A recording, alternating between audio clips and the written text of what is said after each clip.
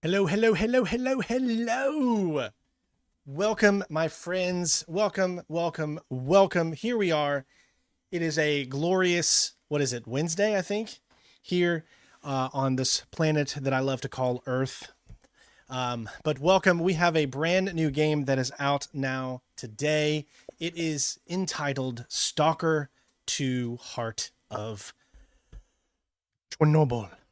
So I have never, listen, I'm just going to be straight up and honest with all of you out there. I have never played the Stalker series. I've heard really, really good things about it, that it's got a good mixture of stealth, horror elements, and all of that stuff. So this is the perfect time to be able to dive into the series and see what it's all about. One big thing to note is this is made from a team based out of Ukraine, of course, and obviously with everything going on in the country, it's amazing. First of all, they were still even able to get this game out. I've seen some of the reviews and all that kind of stuff on the game so far, and I've seen people say that it's not quite ready yet, that there's a lot of bugs and a lot of this and that. So we'll make the judge of what we think about all that here on this channel, as I usually like to see how games kind of run on my own before I make any of that type of decision. So hopefully this channel here will be able to provide to you guys non-edited gameplay that you can take a look and see how the game is running. Remember, this is on Game Pass. So if you have a Game Pass subscription, then obviously you will be able to play this for free. That's how I'm playing it. I didn't get this game from Xbox early or anything like that. I'm just here, like all of you out there that just want to try some of the newer games, see how they are, and see if the series sticks with me and it's something that I enjoy. Welcome to everybody in the chat, of course. Hello, Elizabeth. Hopefully you're having a great day. I wanted to go ahead and put it out there so everybody knows. I just put out a community post that I want you, I demand you, I don't demand anything, but I would request that you go and check that out at some point. We are going to be doing a 24-hour live stream on Thanksgiving.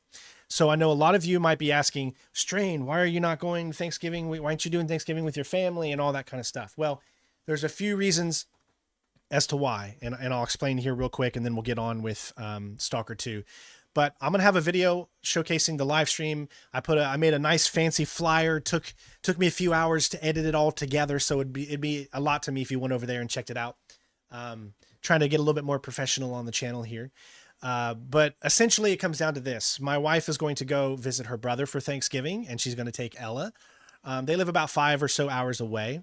I, however, am not going to go because this channel, unfortunately, cannot take any time away from it. So I will not be going home for Christmas. I will not be going home. I will not be going anywhere for Thanksgiving. So since I was going to be here and I knew we needed to stream, decided that it would be the perfect idea to give back to all of you that have supported this channel over the many years that we've been here, which is now over 14 years that we've been on YouTube. So yay for that. And the best way that I thought that I could do it was to be able to do a live stream, and we're going to do 24 hours straight from 10 a.m. EST on the 28th of November until 10 a.m. EST on the 29th of November. This means that I will be able to make sure that I am live for every single part of this earth. So before, usually sometimes I can only stream during a certain portion of the day, and a lot of you maybe you're at work or it's a different part of the day for you and you can't make it to that stream. Well, this is going to give you the opportunity to at least come by at some point. We will be live the entire day. So it's my way of making sure that I can thank you for all the support that you have given this channel over the last 14 years. So hopefully guys check out that flyer, and hopefully you leave a little bit of time on your schedule on Thanksgiving, even if it's just to come by and say hello. Of course, it's only Thanksgiving in America, but I thought it would be a great way to just support to you guys, to give a little back here. So that's what we're going to be doing. And I hope you guys will tune in for that. Other than that, we are playing Stalker 2. Let's go right in. I've never loaded this game up or anything. This is the first time I'm hitting the button. So we're going to see how it is and all that good stuff. That's what you get here when we do new games here.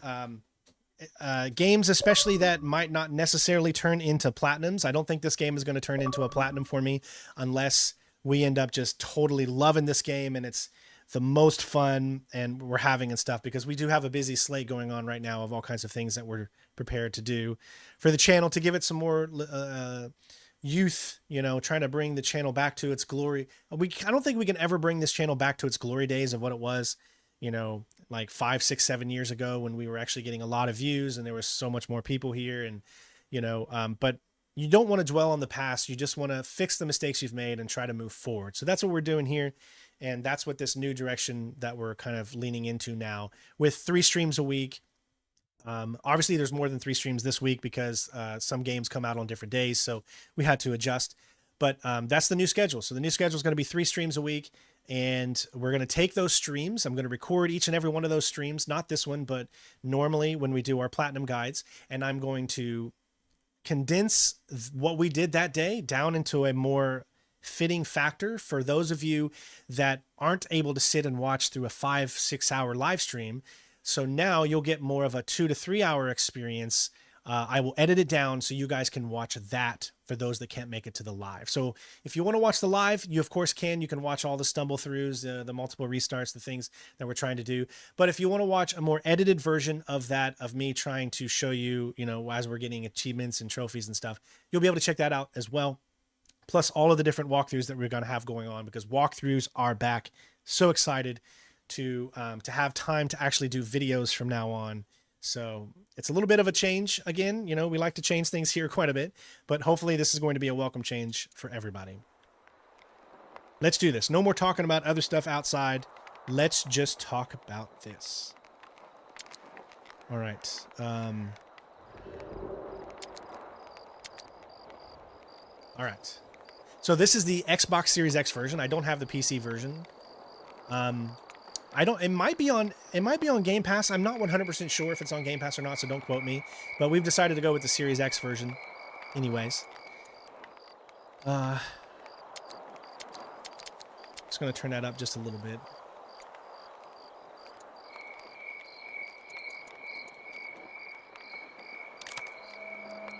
All right. So I don't really know too much about the Stalker series, like, at all. So for those of you that know about this series, if someone out there in YouTube or Twitch land can just give me like a quick synopsis on what's going on in the series, like what's it all about, and then that way I can kind of get a little understanding a little bit more here. Let's see, we got Rookie, we got Stalker, we got Veteran. It looks like it starts us out on Rookie. UI, let's see, disable subtitles, obviously we want that on. Opacity, we want, I guess, at 0. Because I usually don't like subtitle opacity. Speaker names, we'll leave all that the same. Leave everything else normal. All right, so, oh, no. Apply. Okay, you gotta hit apply. All right, graphics, here we go. So we're gonna go performance. Obviously, there's 2 options you can choose, performance or quality. Quality probably means you're gonna get more of a 30 FPS experience, but we wanna go with something a little bit smoother. So maybe I'll switch to quality at some point so you guys can see the difference in the frames and all that stuff. But for now, we're just gonna stick with performance. Motion blur we'll keep on low. You always have to hit apply. Display. Oh, you can actually change the field of view. That's cool. Let's go 95. Let's make it a little bit better.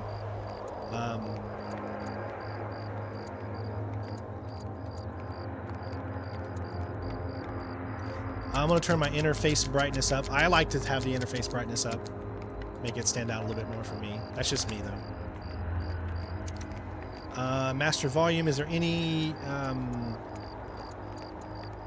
Okay, it looks like there's no copyrighted music, hopefully, so won't be too bad. All right, let me take a look at these controls. So we've got fire weapons, we've got quick slots, camera, jump, vault, crouch, flashlight, melee attacks. Okay, seems like it's on normal, and just color correction and accessibility. You think there'd be more than that, but that's all right. All right, let's go ahead and do this. New game. I don't know any idea what's going on, so Evermute says it takes place in the heart of the eradicated Chernobyl. It takes place in the alternate version of what happened. So it's an alternate version of what happened. Okay, so it's more like a horror / stealth from what I've been getting from it. So suitable for beginners and players who are more interested in the story. Suitable for players looking for a balance between... We're just going to go with Stalker. I mean, we'll put it on normal and see how it goes, and hopefully It won't be too difficult for us. But don't forget to leave a like. Don't forget to support the channel any way you can. Help us continue to do what we love to do and bring these videos and live streams to all of you. So, with that being said, it is finally go time. Wow, there's over 45 tips in this, so this is going to be something.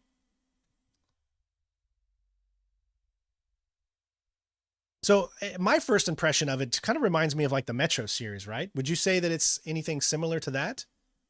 And first of all, thank you guys for the love and support on the Microsoft Flight Simulator live streams. That's already got 7,000 views. That's like our most viewed live stream in a long time. So thank you. We might be doing some more flight sim streams in the future.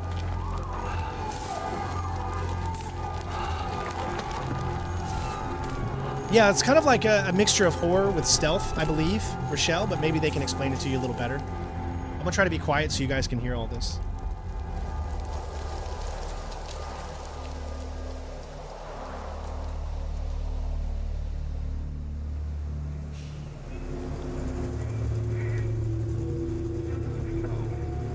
In the heart of Chornobyl, evil awaits you. Are you sure the perimeter surrounding the zone is really enough? If a powerful emission were to occur, we would... Listen, the zone has remained stable for years. Besides, we didn't establish the most advanced institution in human history without first guaranteeing its safety. As the head of the Scientific Institute for Research of the Chornobyl area, or CERCA for short, I believe the wonders that we will bring to the world far outweigh the potential risks. How big are these risks exactly? Yeah, I think Stalker came before Metro series. I was just using it as a familiarity. Like, I'm more familiar with the Metro series. We can stick with the old one, fearing change. But tell me, do you want our descendants to remember us as cowards? Or as those who dared to venture forward to a new, better humanity?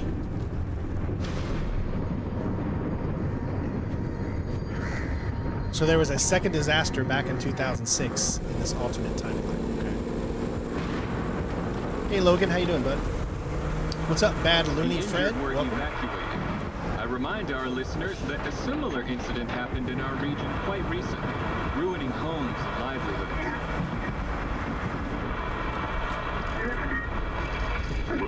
City officials urge people to stay calm, assuring them the situation is totally under control.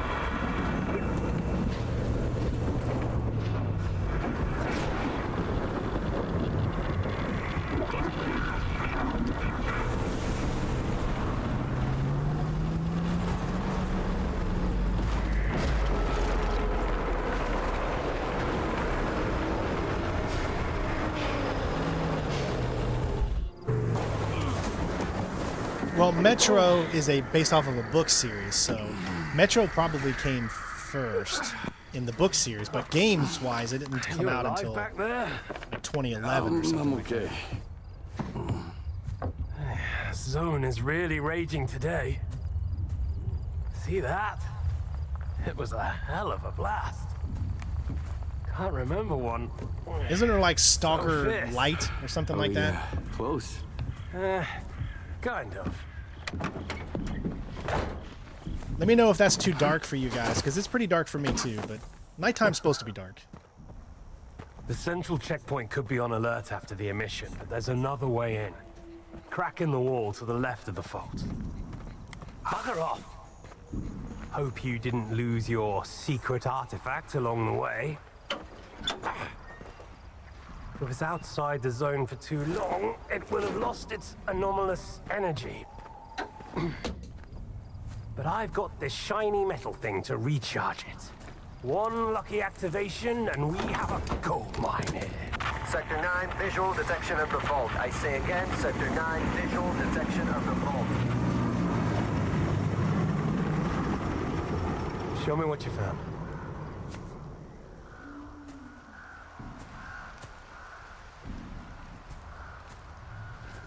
What the hell is this?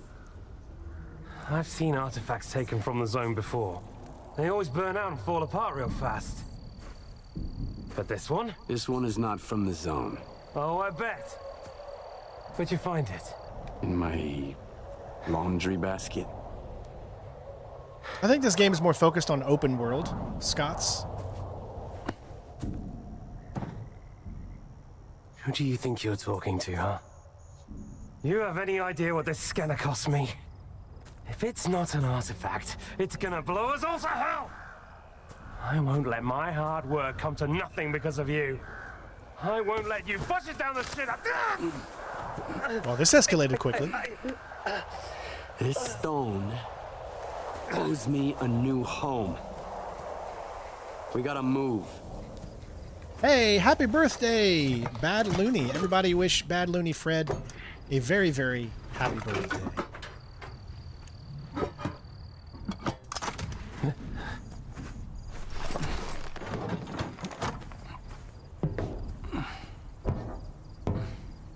Get to the scientist's bunker. Nehoda will explain how to proceed with the scanner. He's waiting for you. Good luck. He'll be waiting for a girl like me to come into his life. He's been waiting. Sorry. All right, here we go. Hey, thank you for the raid. Rusi Ramon, I appreciate you. Thank you for the raid. Doesn't matter if it's just a party of one. Thank you. Glad to have you. Give me a sit rep. Oh, I totally forgot that the one thing Strain needs to do every single time he plays these games, every single time, is he needs to invert the vertical axis. I'm so weird. I know. It's like a stealth horror game. I mean, I don't really know too much about the series and what it's all about. Copy that. Dispatching a response team. It's got a flashlight. Okay. So far, it looks pretty good, I think. I'm sorry if it's really dark. It's just this outside is a very dark location and place. If you need me to turn up the brightness, I am more than happy to do so to make sure you guys can see. I will say that the controls feel very, very responsive. It is on Xbox Game Pass, so you can get it if you have Xbox Game Pass.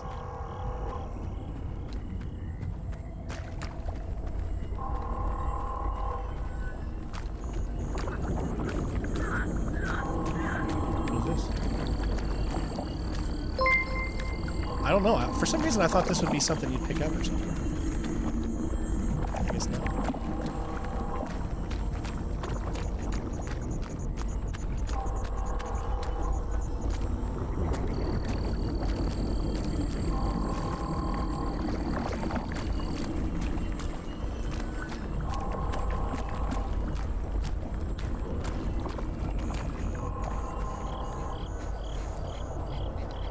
I know, it's just, I've always been an inverted player. I'm just one of those guys that thinks up is down and down is up, man.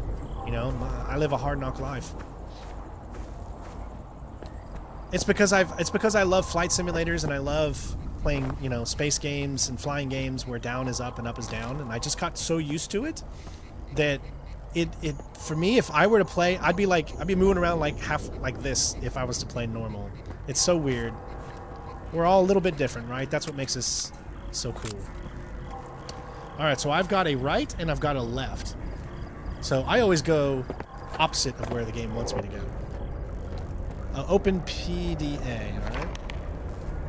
Oh, so you can, so this is a truly open world. Wow, okay. So we're in the lesser zone right now, I think. Gonna have to get used to all this, guys, so you have to bear with me as I try to learn all of its mechanics and whatnot. This mission is called There and Back Again, Lesser Zone. Let's read the description so we can kind of get a better understanding of what's going on here. Seems like a fair trade-off. Robin gets my special stone, and I'll get a new home and hope for a new life. All I have to do is cross the perimeter and successfully activate the scanner. That know-it-all insists it's the only way to restore the Anomalies properties of my fated artifact. I'm just hoping this little experiment won't drag on too long, regardless of the tall tales going around about this zone. The guy actually sounded American, so I'm not really sure, or at least he had an English accent, so I'm not really sure why I even went with a different accent there. Alright, so we got, his name is Skiff, okay, he's got a very, I love this pistol. And he's got a leather jacket. So you can select it. What do you do with it when you select? Navigation, so you attach things to it. Okay, that's cool. And you got different levels of stuff. And you can switch between the different parts of it, I guess. Oh, nice. Oh, you can upgrade stuff. I have no idea what any of that means. My gosh, we got so much to look at. Sheesh.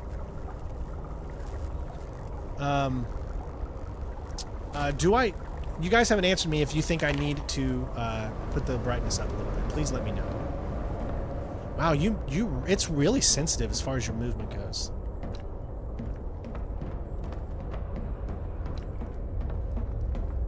Like, it's so hard to, like, walk in a straight line. Anomalies are bad for your health. Never let your guard down in the zone.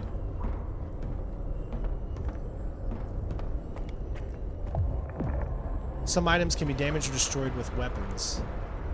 Use LB to open the radio menu to use or change your weapon. Oh, we got a knife. Okay.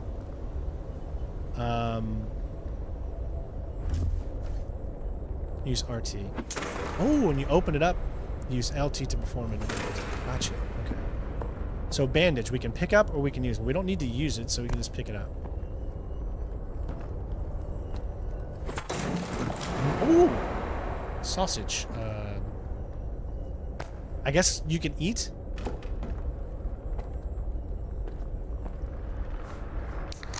Oh. Okay, so right is health items. So if I hit right, I'm using health items.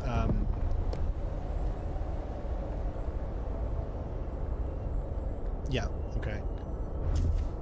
I'll get used to it all. Brightness is good? Okay, thank you.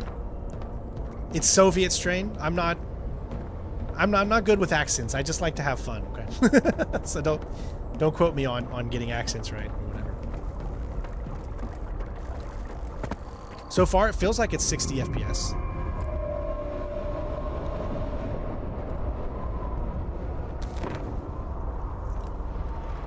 Now, I would normally want to play this on PC because this type of game deserves to be controlled with mouse and keyboard for that precise movement. But we've got the Xbox edition here, and so far, it looks fine. I mean, bandages stop bleeding, medkits restore your health.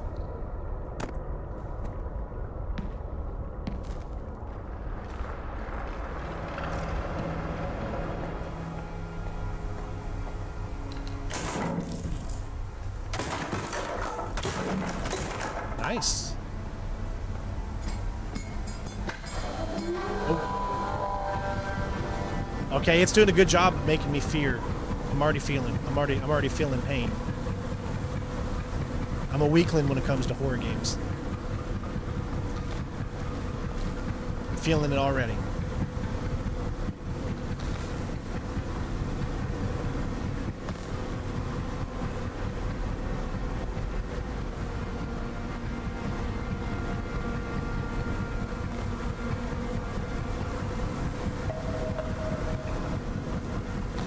I don't see anything in here that we need to mess with. So I'm guessing these things are the things that you can hit all of them, and that's how it works. Let me see if I crouch to do that. So no, so not everything can be picked up, I guess.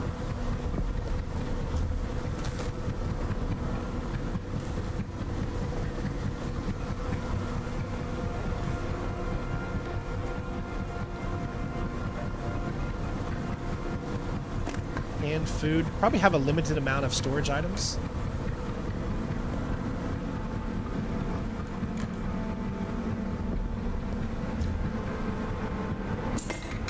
Nice, that works. Alright, let's do a peek. Freeze!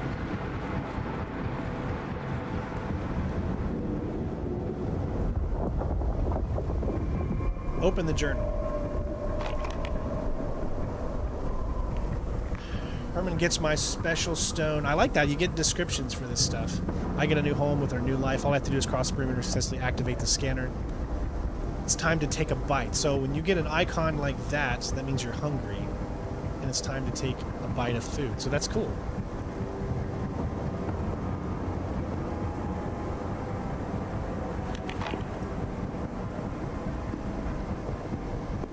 Where's your team? I'm gonna take a lap here and I'm going blind. They're en route, but we lost contact. Falcon 3, investigate the scientist's bunker.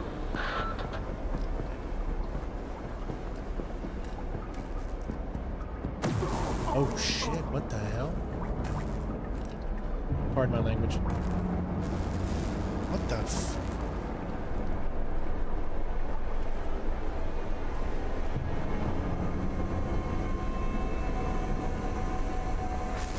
Whoa! Get away!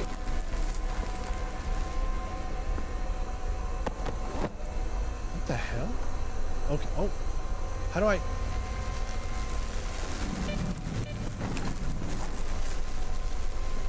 Oh wow, now we have all this stuff. Interesting. So how do I equip here? So equip. You move it over to one of your spots. Gotcha.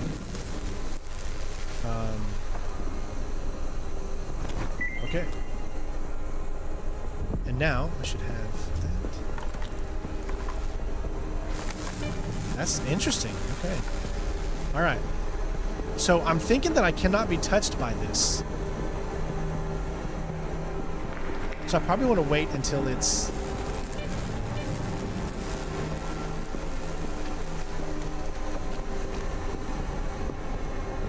There we go. Unload.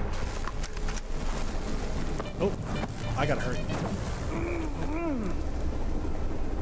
To quickly use a med kit. Ooh.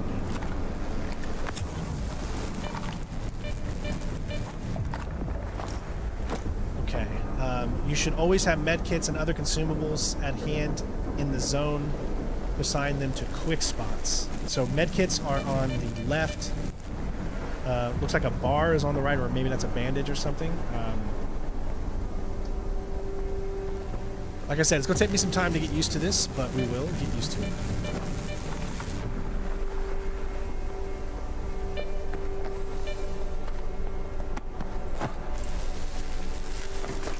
Okay. Woo! Okay. What the freak is that?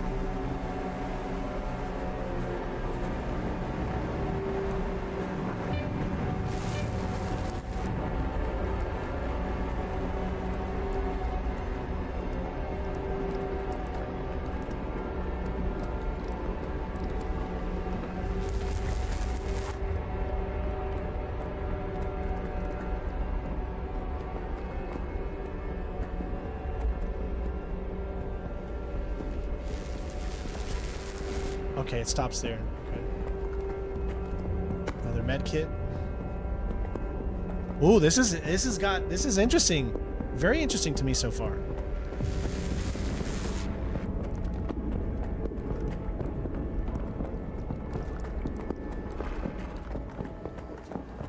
The controls are very minute, like just the slightest thing will move you to the left or right. Look, I'm barely... I mean, there's like no dead zone in this whatsoever. Stick to the perimeter. Avoid going in. I'll contact the sphere. Oh my god, what the flying...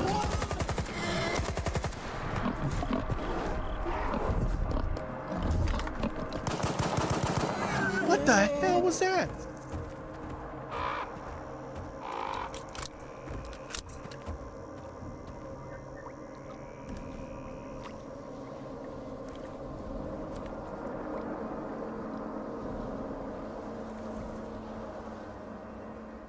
Oh my god.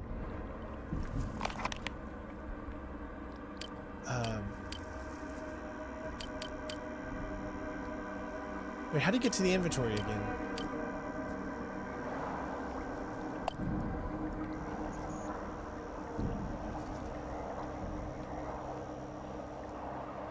LB, okay.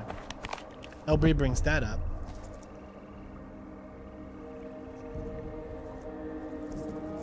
Why is my health going down so much?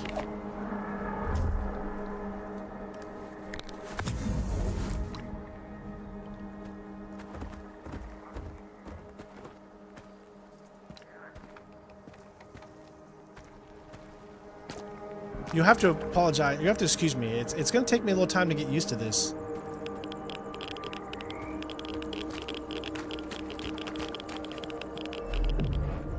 Radius shows how much you're taking. The more exposure you get, the more damage you take. Okay.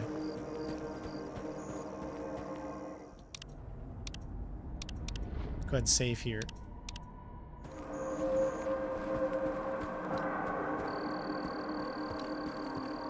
Oh, what the hell is on the side? Used to treat traditional... I'm not even touching my controller. And it's moving to the right. Look at this. That wasn't even me. My controller doesn't have drift. That was weird.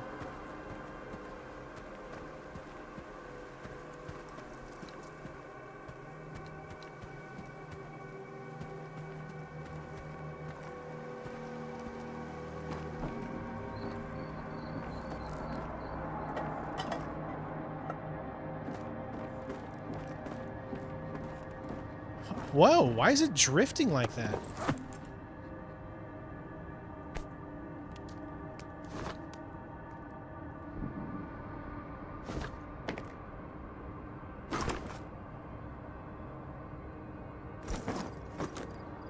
Oh, is that a different weapon too? Yeah, it's drifting. It's like... It's only happening sometimes. It's kind of weird.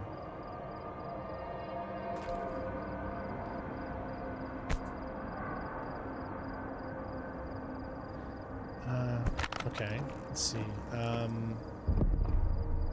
Now I got 2 of them.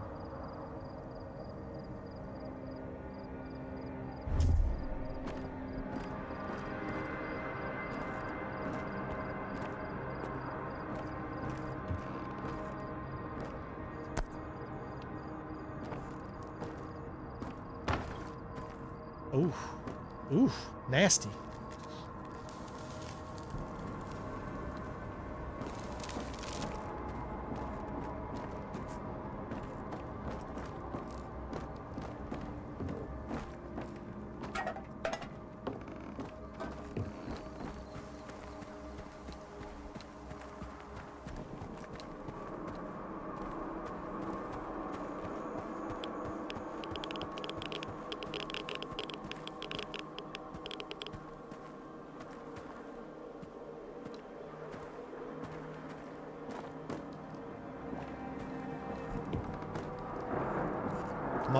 Yeah.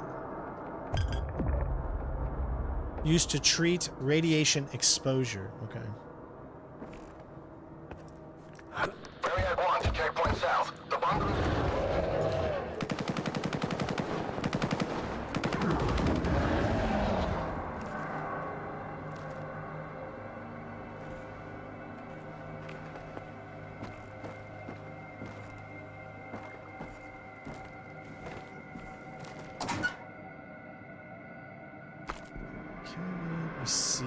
Those 2 weapons. So, how do you know which one you're actually doing? Is it like a double press of left and right to do the other one, or is it a hold it? I have to figure that out. Oh, you can take it back.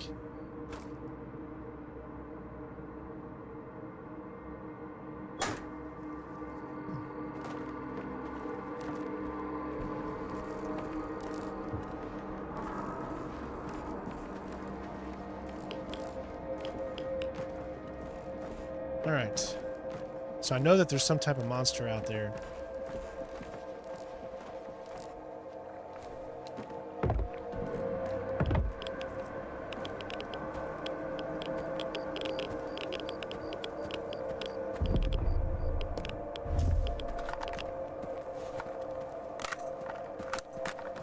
Nice animations.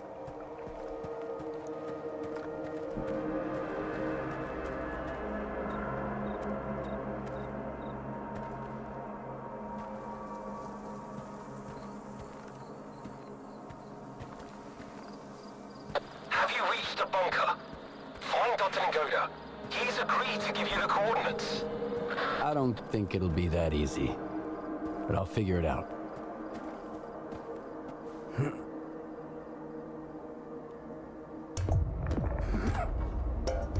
Used to quickly descend a ladder, okay.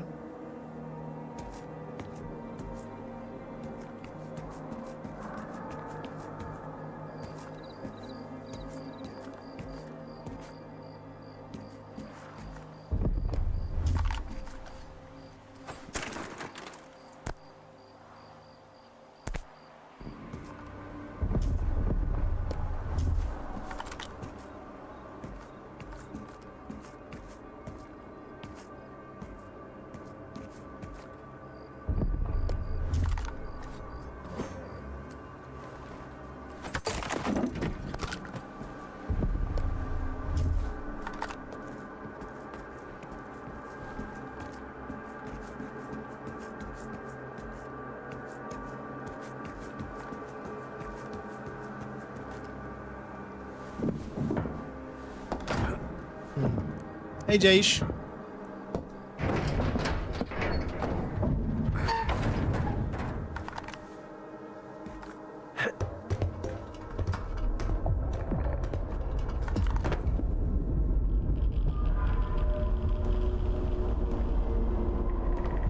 What the fuck happened here?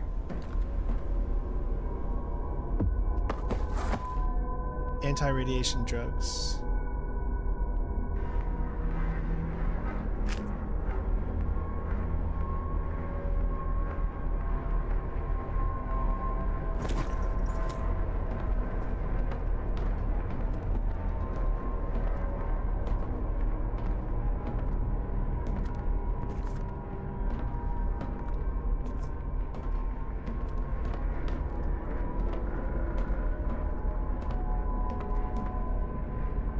AR-416? This looks like my style, more my style of weapons.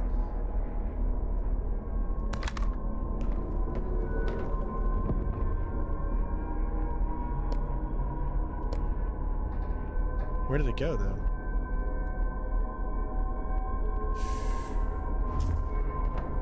Let's see here. Okay. I am going to... I think I would rather have this one.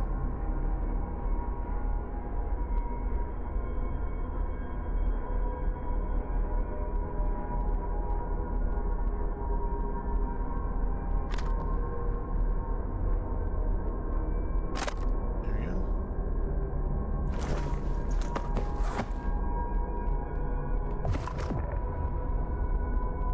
Reveal nearby artifacts.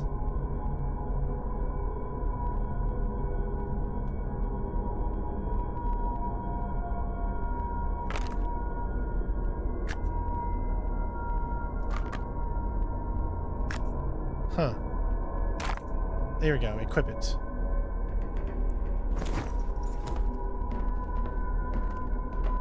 I don't know how to use it just yet.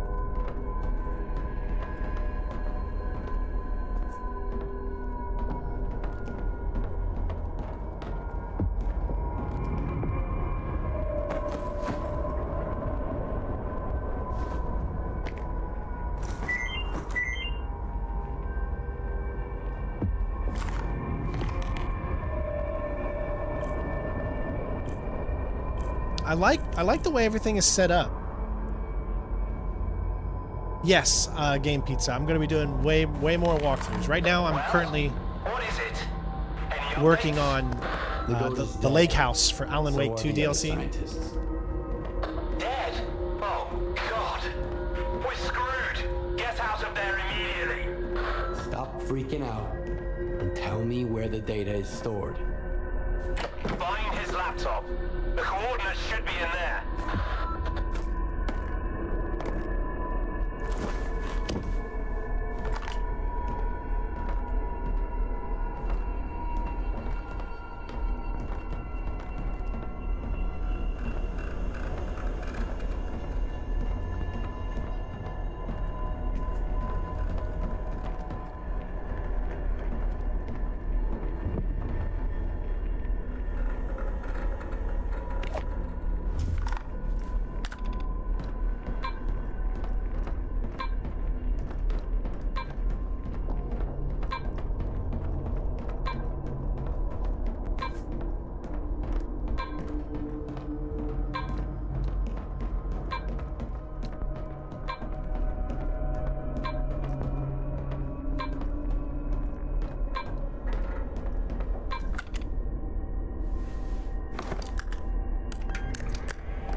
Kind of like a stealth horror game.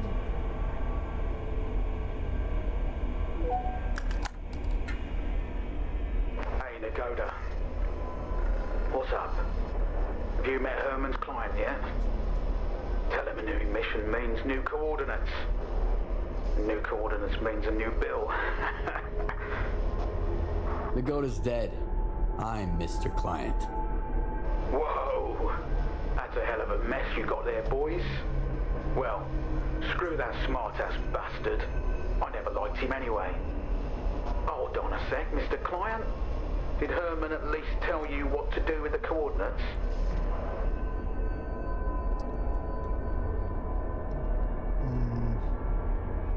Remind me.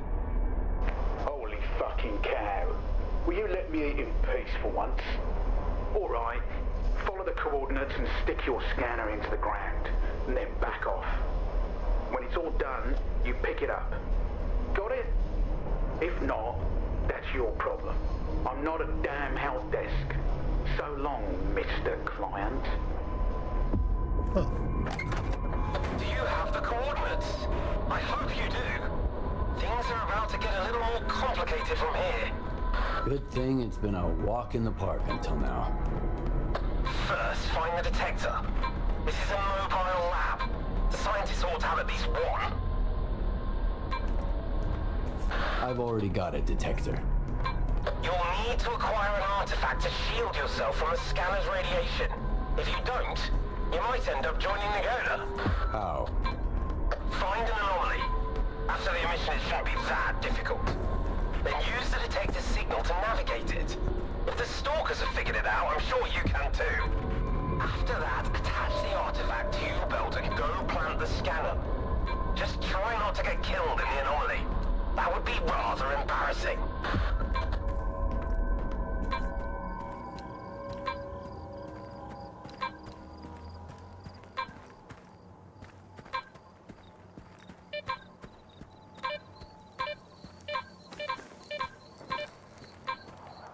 Okay.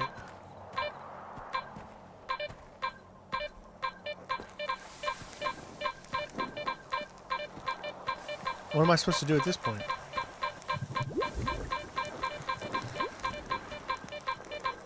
Can I just walk in there? Find the artifact in the field.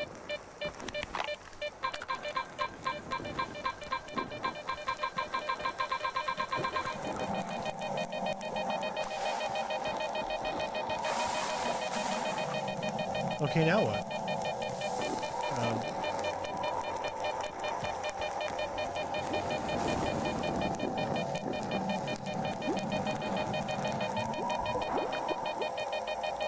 Oh, here it is. Okay, slug pickup. All right. If you want your artifact to work, you have to place them in a specific equipment slot. To place an artifact, open your inventory.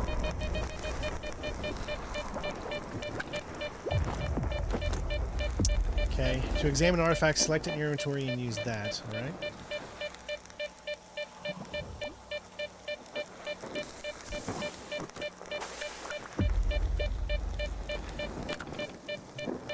Equip the artifact, start scanning at point 1. So how do I equip the artifact then?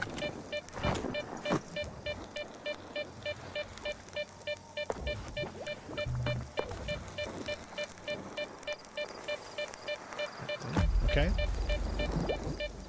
Start scanning at point 1.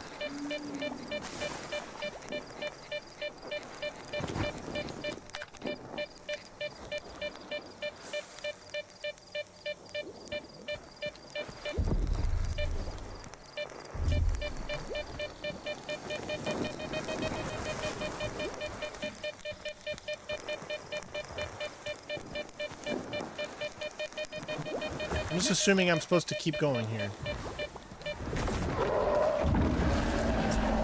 What the f...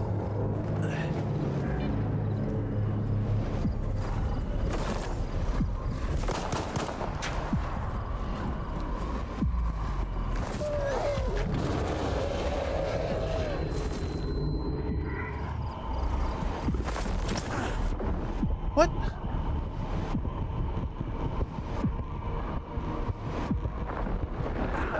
I don't know what to freaking do. I'm like so... Oh my gosh, my last save was so long ago. Dude. This game really does not tell you everything. It makes you like have to come up with some stuff yourself.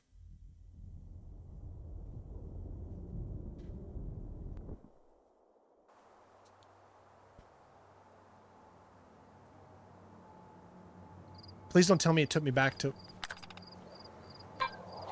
Okay, it didn't take me back too far.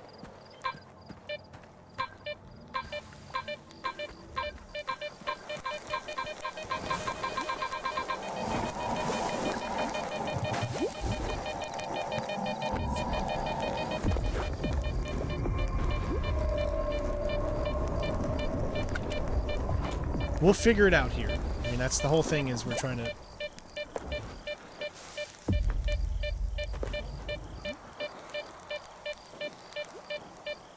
Okay. When hit by a heavy object or dropped onto a hard surface, the slug quickly hardens.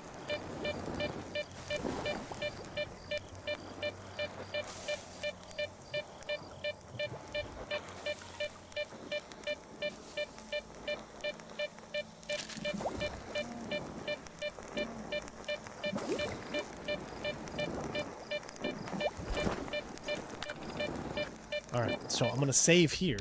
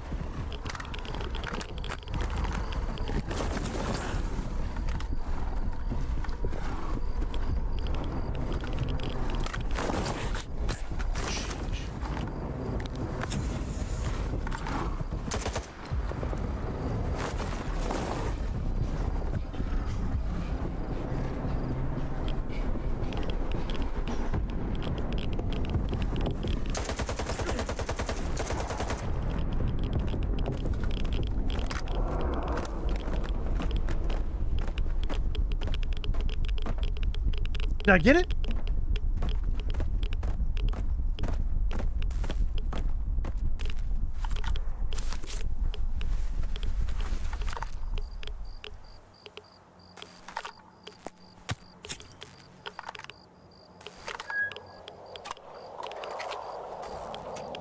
Oh my gosh, that was interesting. We got it though. Okay. Doesn't matter how you do it, as long as you do it.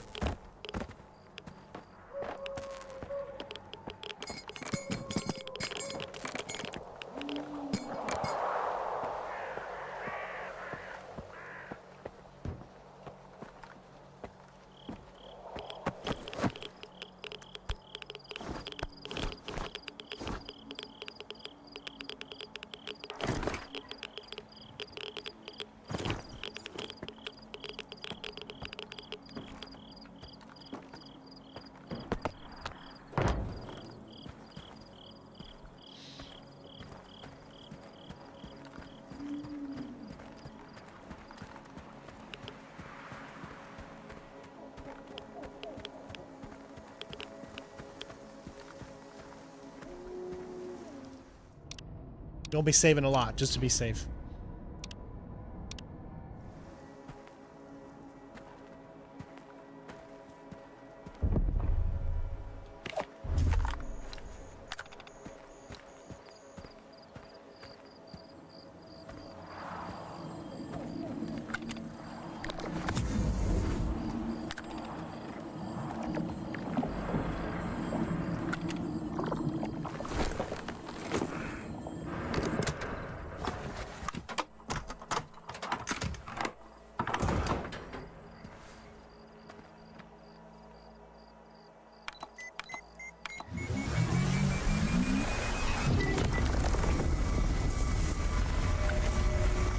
gonna back away.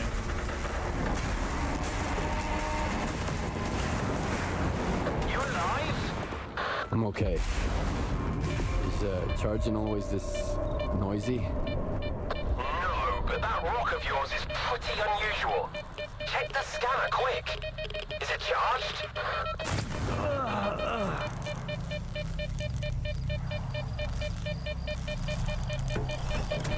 Nope.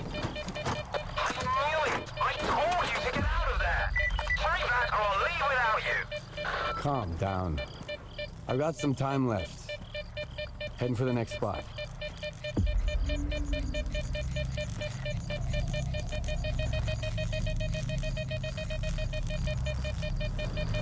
Now, is there something I'm supposed to be picking up here?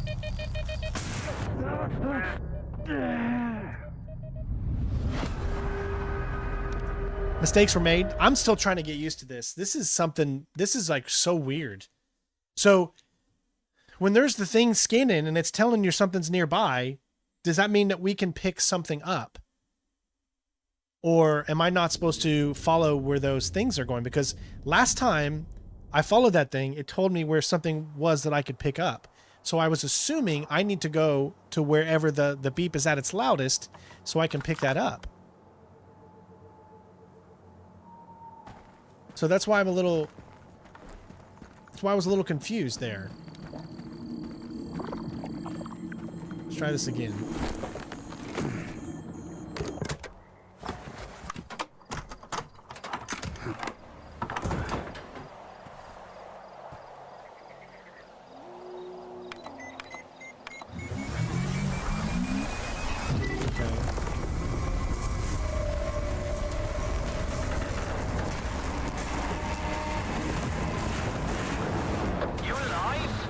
I'm okay. Is charging always this noisy? No, but that rock of yours is pretty unusual. Check the scanner quick. Is it charged?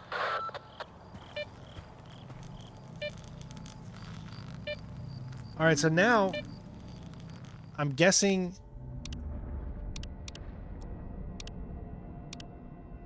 it says take the scanner.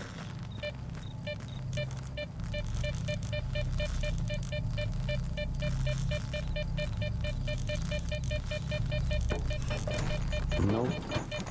I knew it! I told you to get out of there! Hurry back or I'll leave without you! Calm down. I've got some time left. But there's something Heading for here. the next spot. Right? Am I supposed to be looking for this something? Or is that beeping because it's telling me that that's some weird stuff? Or is there something I need to pick up on the ground here?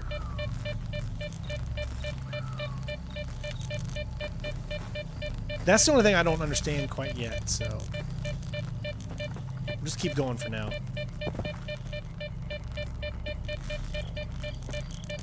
Because I'm not 100% sure yet. My first impression is it's very interesting.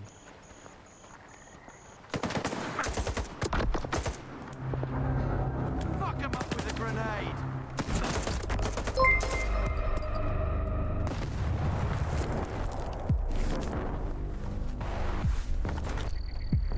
Man, you cannot see anything at nighttime, though.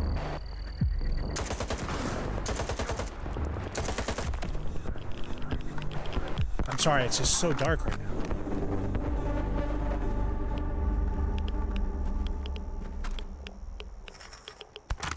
What's a boomstick? Oh, it's a shotgun. Of course, it's called boomstick.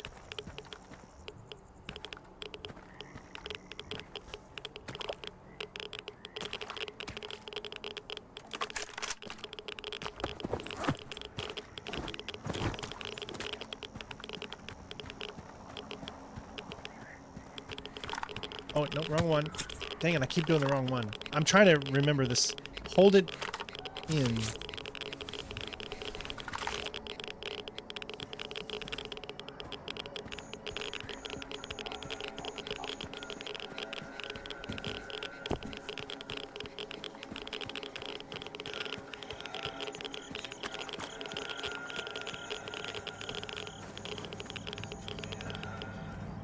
So I think the beeping's a warning. But look at what's the staticness on the outside of the screen. Do you see that?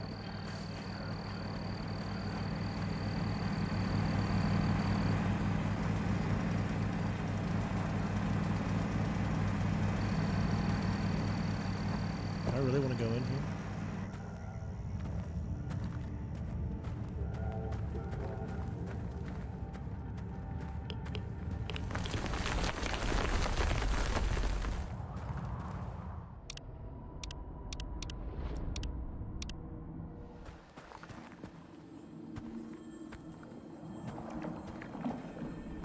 Igor.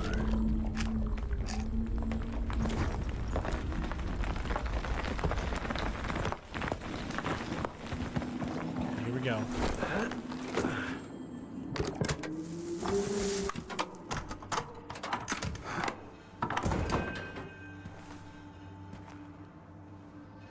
I mean, it's nighttime, so it's dark in the nighttime, obviously.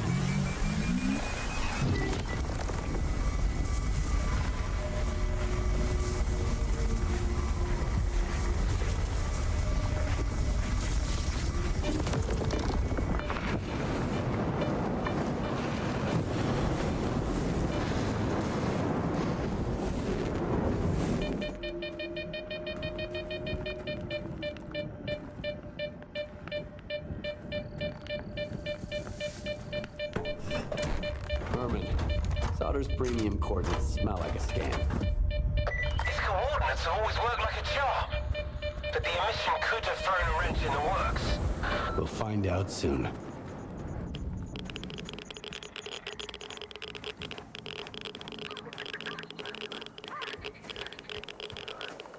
Skip! Are you there? The place is swarming with soldiers. They're gonna shut everything down and then you'll never get out of the zone. Just one spot left.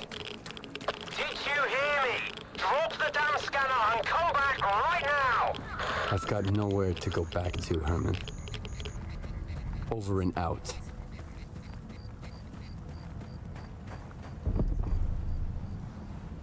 I think it said...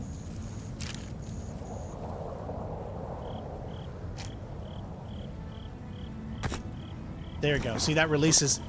That lowers...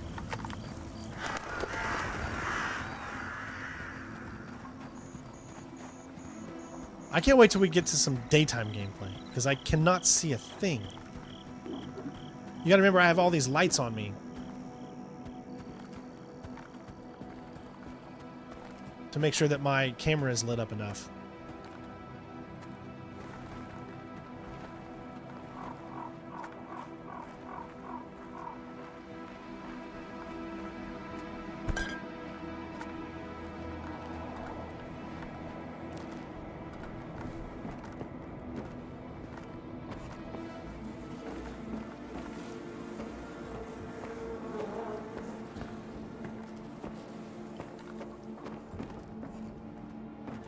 Oh, there's a safe, and there's a window there. Okay. There it is. Oh, but how do I get over there? Oh, I have to try to... Oh, right here.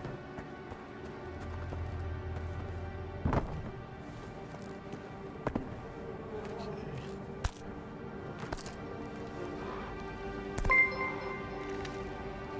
Hold it down for that.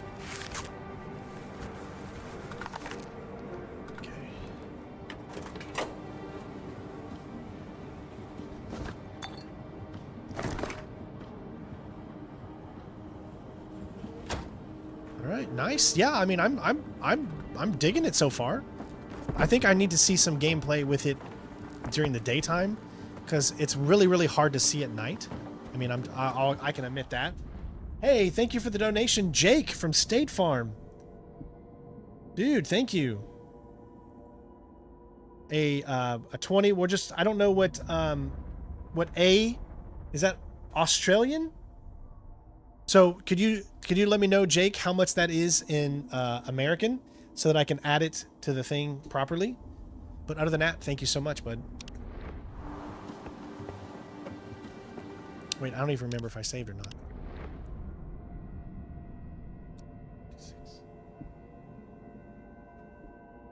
Nope, I did not. Okay.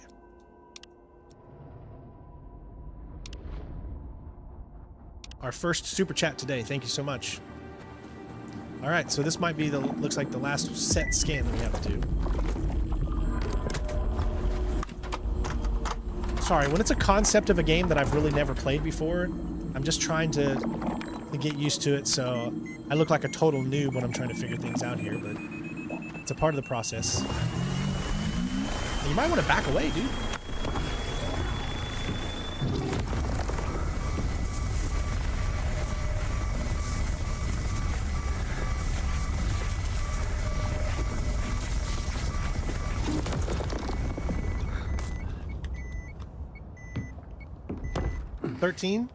What's that? Some kind of anomaly. What? I see the scanner. Tracing for anomalous activity in radio signals. Situation unclear. Thank you. You inside. You to the roof. Move out. I want to stealth some enemies. Move out reporting. Come in, HQ. Damn it.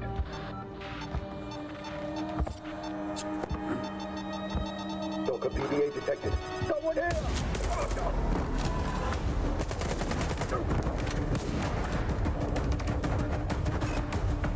Oh, that's cool.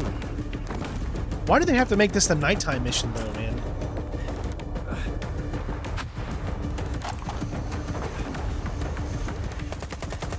I love how they did this in first person, this cinematic. This is pretty cool, but it's so dark. Skip, come in! Come in! Sort of sold us out, you hear me? The greedy son of a bitch sold us out!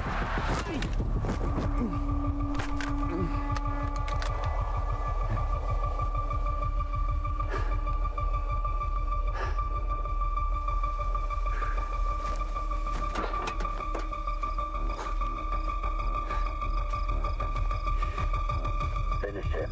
And let's make tracks.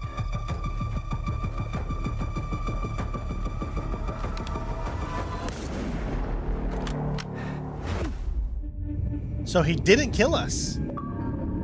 Not sure why he decided for us to live there. Heart of Chornobyl.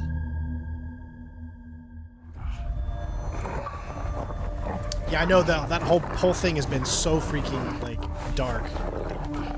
Don't do it.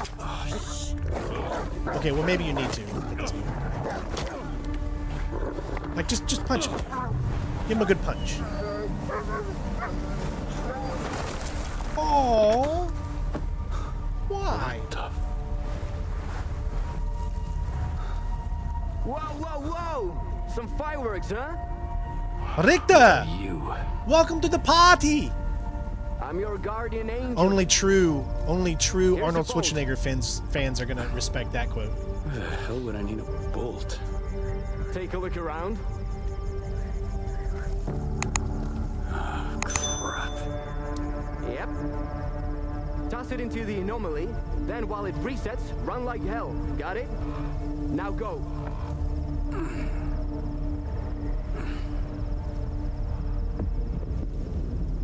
Bolts can help you discover an anomaly. I can't even say that right. Anomaly. Determine its boundaries and even temporarily neutralize it. Use LB to open the radar menu and select a bolt with R. Use LT to throw the bolt.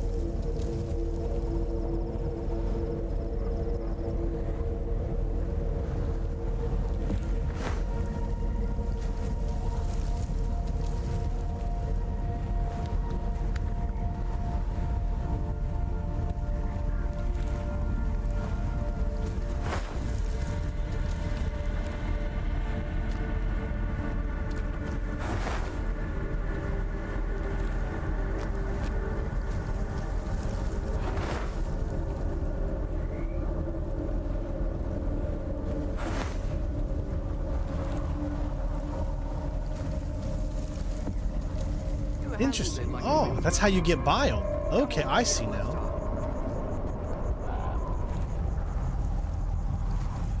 Total Recall. Good job, dude. Good job. I'm going to turn up the brightness because it just feels like it's just really, really dark.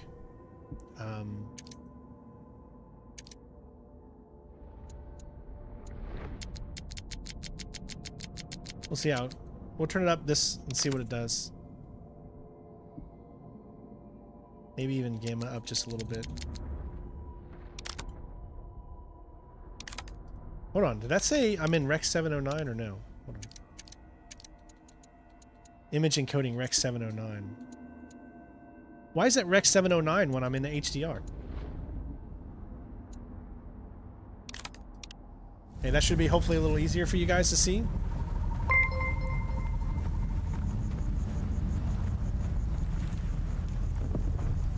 Where did you find bolts? I guess they're in there. I knew you could do it. Well, okay, I didn't really know, but I sure hoped you would. How'd you get here without any gear? Later, Fred.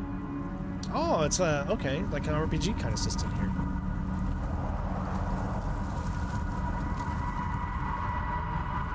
I was attacked while on a job. I got hit in the head, and when I woke up, I was in almost nothing but my birthday suit. You're lucky they didn't kill you right away. You should stop by Zalisa and check up with the doc, man. And talk to the bartender while you're there. See if he knows anything about your attackers. Squint. Damn it, man.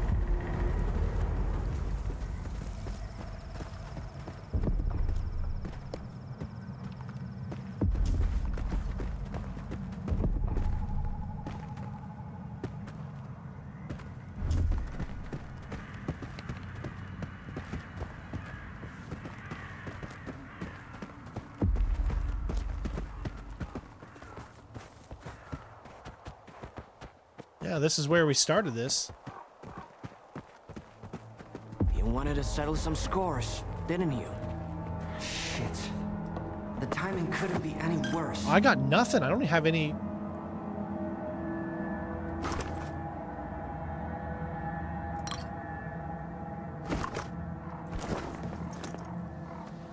The bastard shot him at point blank.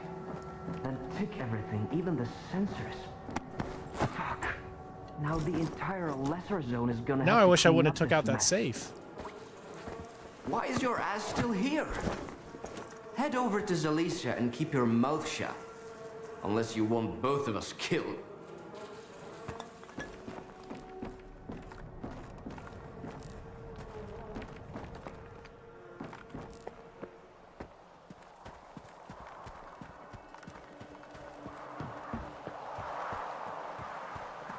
All right, what's my objective?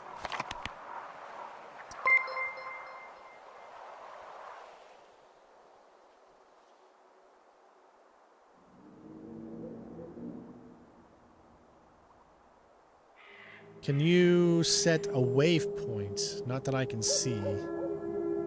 We can zoom. But see, this is where the open world comes into play.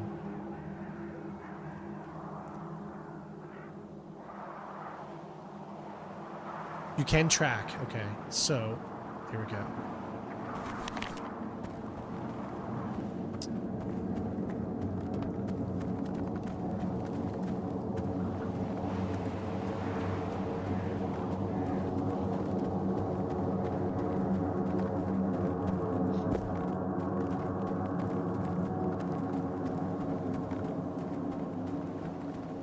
Do you like the actors in the game? I mean, so far the voice acting seems like it's fine. Nothing stands out in a negative way. Nothing stands out in a positive way. It's the voices seem believable so far, is what I could say under that regard.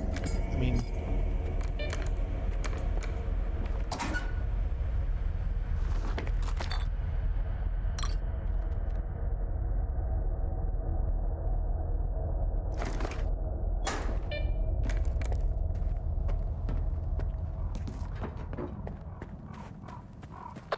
Stalkers, the bar in Zalisa is open again. The first drink after the emission is on me. I really do get a Metroid feeling from this, or a Metro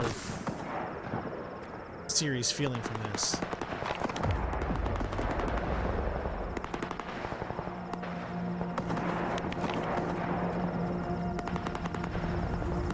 Even though I know it's not the same thing.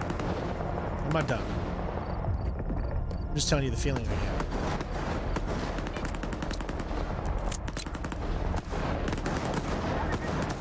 Okay, but are these good guys or bad guys? They're green, so I'm guessing they're good. They're not. Oh god, hurry up, reload! Woo! Okay, so I was wrong about that, folks. Just because...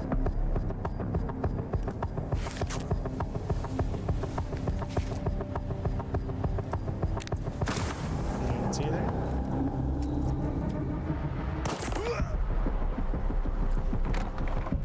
I wasn't really expecting any help. Come on over. Let's have a chat. See, I saw the thing showed up green on them, so I was like, well then they must be good, so I wasn't shooting yet. Otherwise, I would have taken them out much, much sooner.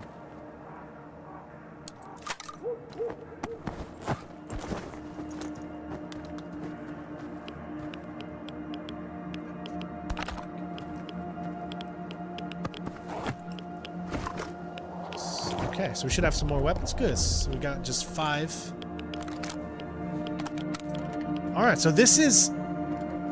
What I'm seeing is survival. Definitely a big on survival type of game.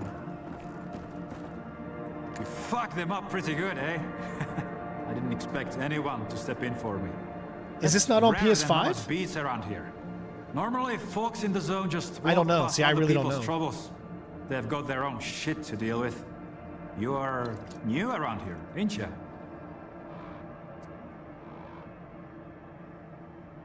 What did those guys want from you? Ah, typical thug stuff. My loot, my gun, maybe my boots, if they're fancy. They are the scavengers of the zone. What else can you expect from them, eh? So, you are new, huh?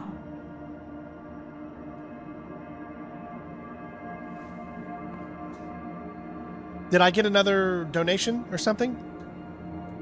I am, to be honest. Yeah, figured as much.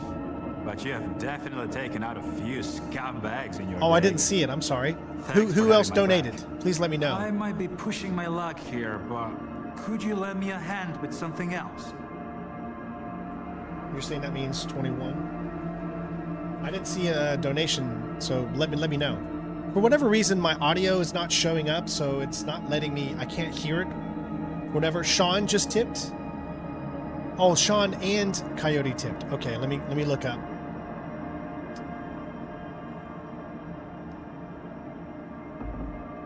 Okay, I see Jake's.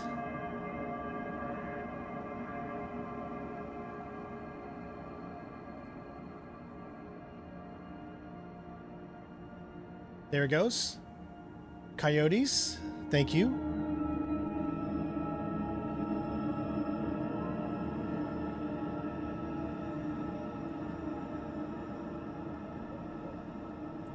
And Sean, thank you. Yep, sorry I missed those guys. Please always try to remind me because for whatever reason, I'm not hearing the sound. Did it at least do a thing on the in the game, hopefully? Or you saw it on the screen? What are you doing here anyway?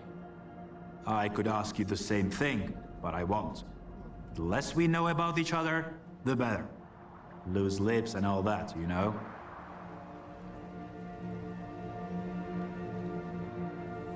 All right, let's hear it. There's 4 of us at the boiler house, not far from here. Squint, Richter, Gloomy, and myself. Squint is the leader. Richter is his right-hand man. And we just joined a group. Squint and Richter took off somewhere in the morning, and then me and Gloomy got ambushed by those bandits. I managed to make a tactical retreat, but the bastards took Gloomy. I don't know what they are doing to him, but I doubt they are throwing him a party. We need to rescue him and make those thugs regret it. Gloomy will find a way to return the favor. How many of those guys are there? About 5, give or take. I have seen you in action. You He can looks like a handle them Skyrim easy. guard. And if your conscience bothers you, trust me, They wouldn't have spared you or Gloomy if the tables were turned.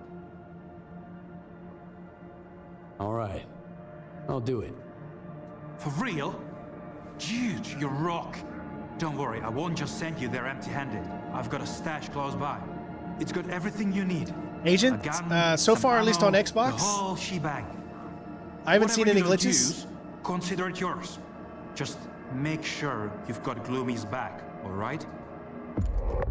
But that's just so far. Get to the boiler house.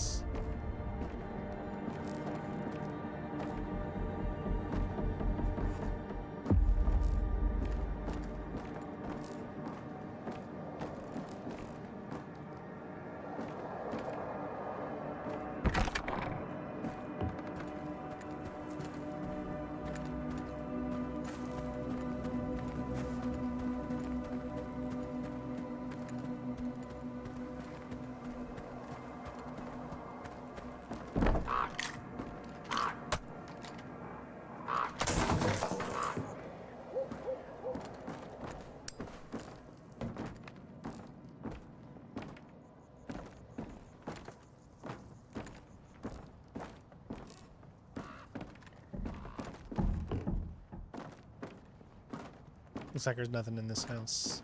Oh, here we go. Nice.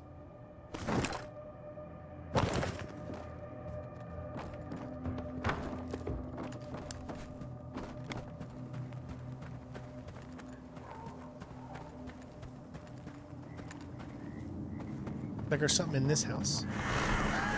Oh.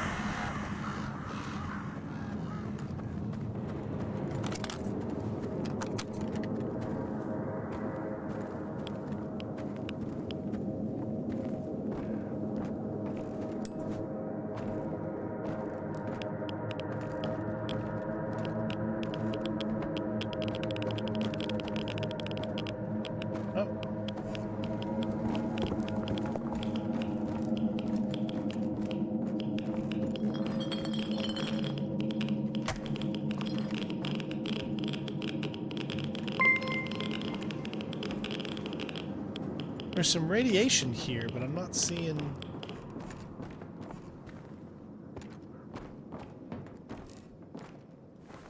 Oh, they need to fix that. Look at that. That's awful. So their lighting engine is not very good. I mean, look at the shadows of the light. It looks like someone put a fire behind a window. Where's Yeah, that's some pretty awful sunlight coming through that that window there.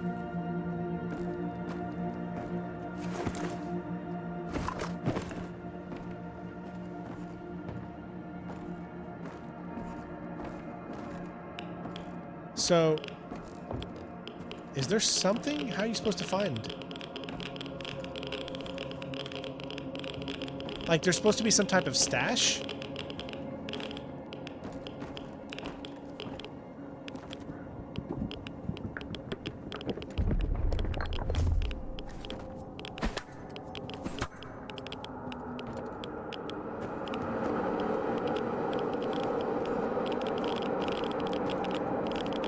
My radiation's getting way too high for this right now, so I'm not going to sit here and worry about it.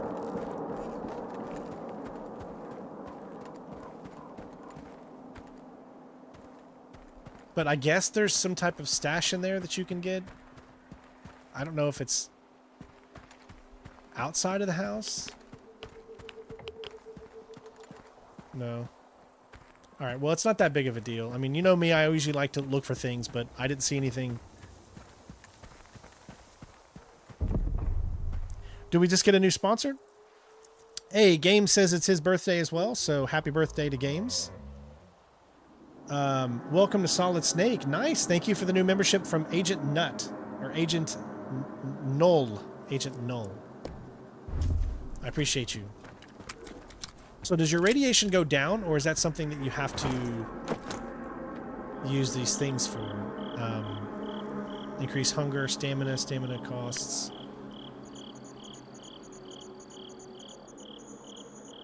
There we go. Reduce radiation, but it increases your hunger. But we'll go ahead and use it. Now we're drunk. Look at it. We hadn't even drank yet. It was already giving me the... Wow, is the sun going down already?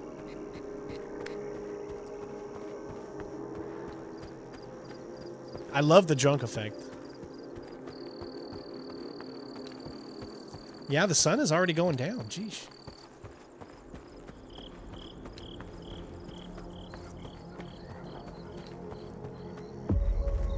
Yeah, Null, sorry.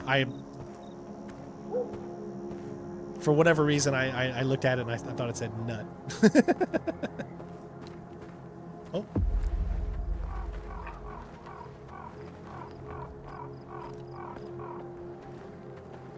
Does that mean there's some people?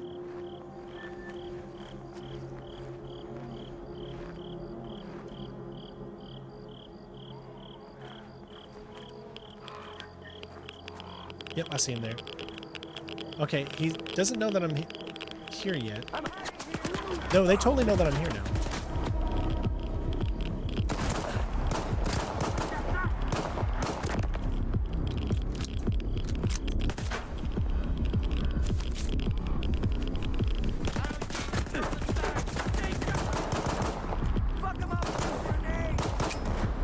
Dude.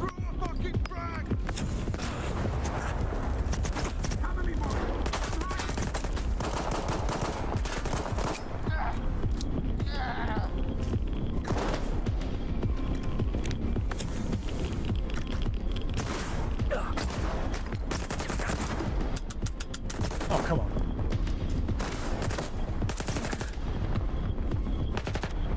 Still trying to get used to this whole system here, man.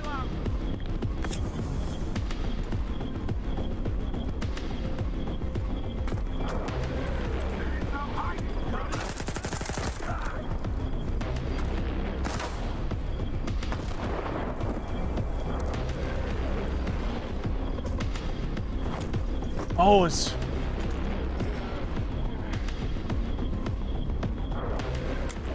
Oh, I got nothing left.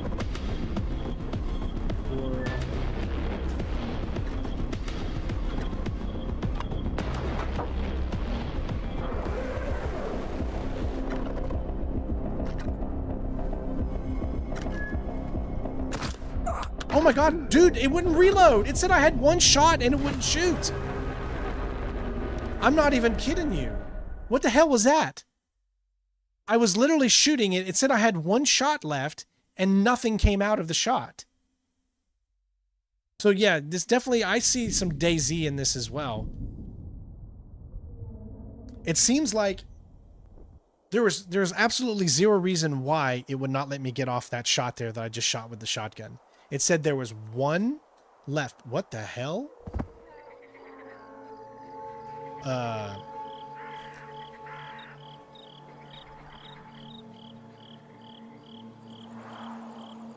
I'm definitely seeing some graphical glitches. Okay. Now, I know that there's enemies here, so I'm going to try to stealth if I can. I don't know if there's stealth in this game or not. I've heard that you can be stealthy in this game, but...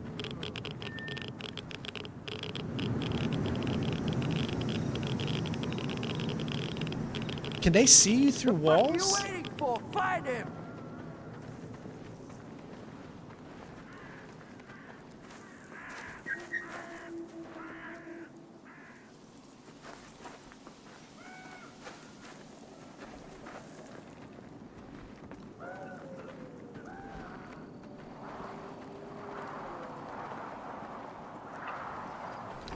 What? No, no. No, stop!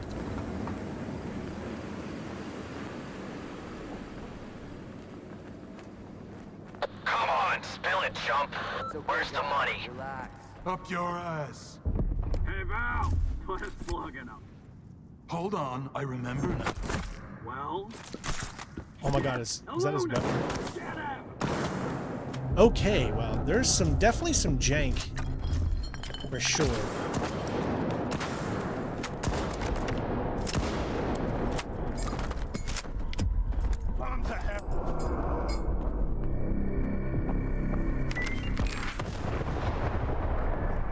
What the hell?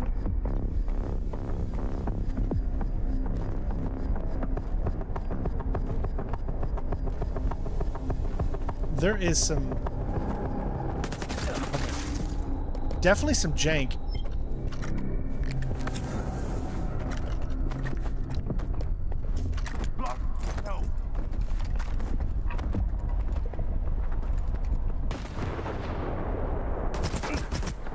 Where? Oh, jeez.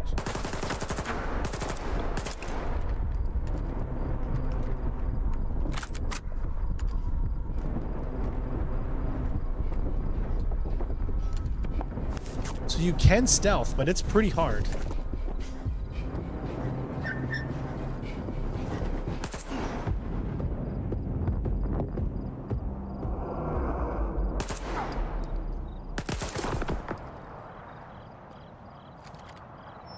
Okay. I think we did it.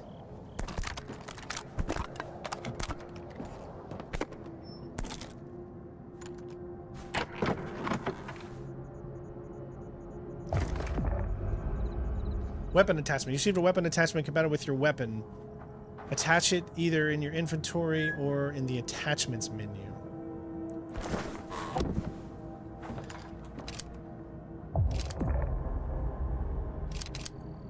Hold on. Open the attachments menu by pressing...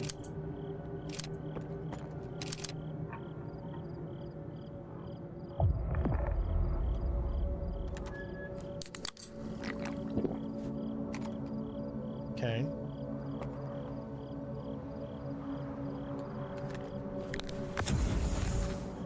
Okay, now can I do it? I guess I got, because I don't have it in a slot, but where is it? Where'd it go? Okay, so you see how those are both damaged? So I can get rid of this one. So I'm going to drop that one. And I'm going to put it in here. Okay, now, here is this. This is it's a pistol suppressor. So I'm going to take it, and I'm just going to move it over to here. Maybe that'll work. Nope, it won't let me move it over. So how do I...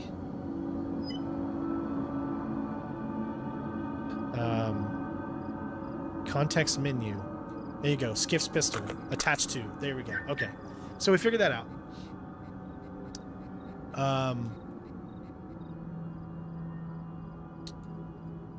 Yeah, like I said, it's going to take some time to get used to all this, but we will get used to it. Now I got a silencer. Nice.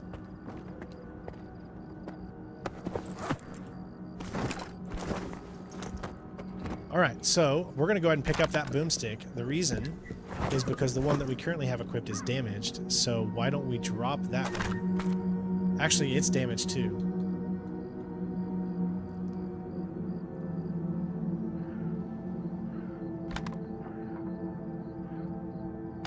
Yeah, so maybe there's like a weapon repair, which we'll eventually get into. Well, who sent you?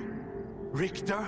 Or that asshole Zod? It's not about not understanding this game, it's just trying to get used to its mechanics when you've never played a game like this. Like, I see elements of Battle Royale in here, like PUBG. I see elements of games like DayZ, Escape from Tarkov, but when you're not used to playing these types of games, it can get very, very frustrating when you're trying to figure things out, because it's so hard to just come into a game like this and then expect yourself to be like you would normally be on a regular first-person shooter. It takes some time. Jorik asked me to get you out of here. He asked you to wipe his ass, that's what he did. You think those goons were brought down here by the emission? Jorik lost a wad of cash playing cards and garbage, and figured he could hide out here. Well, the fucker wasn't completely wrong. They didn't get him. They got me. What you looking at? Expecting a reward? Check the thugs. I'm just glad they left me my suit. Wait a sec. They didn't take the detector.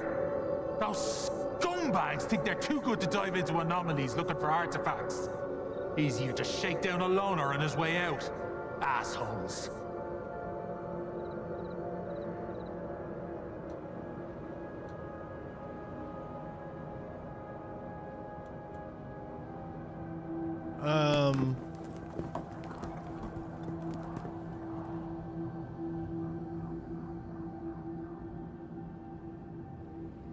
You mean Jorik set you up? Abso-fucking-lutely he did. Jorik can miss a whole mission when he gets into cards. He won't stop until It's like he a loses Russian his fall. shirt and his It's an underpants alternate too. reality. It's no use blaming him, though. Yeah. You wouldn't blame a flesh for grunting, would you? I wouldn't. But I might give him a good punch in the nose. All right, so I gotta. What do I want? Reward. I have a detector.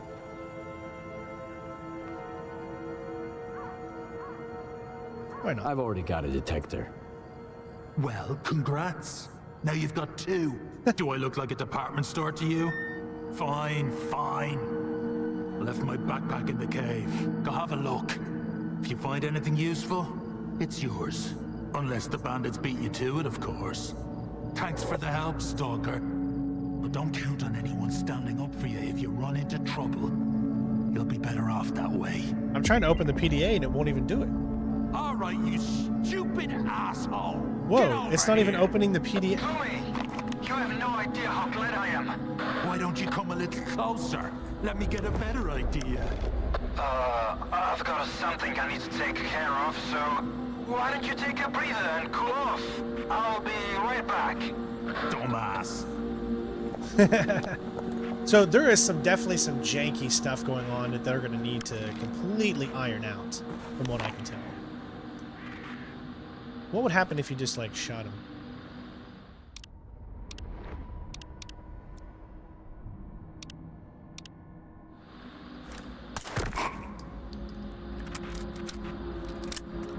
So,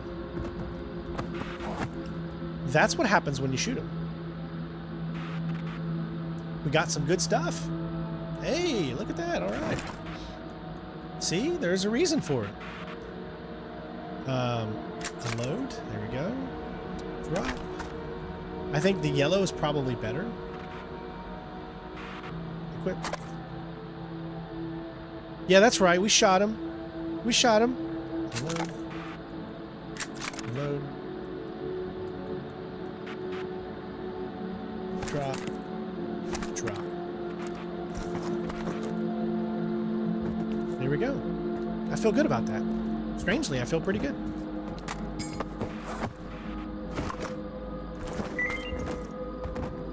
Message.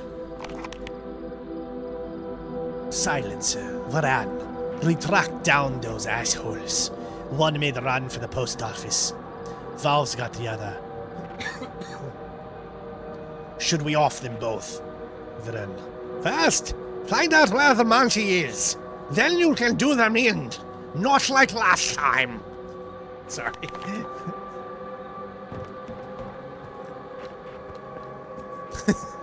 Imagine if the guy sounded like that.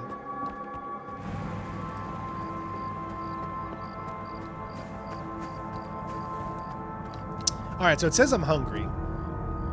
So let me open my inventory. And I'm gonna eat me a Polish sausage. There we go. I feel much better now.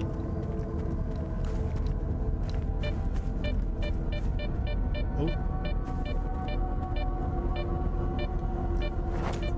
Alright.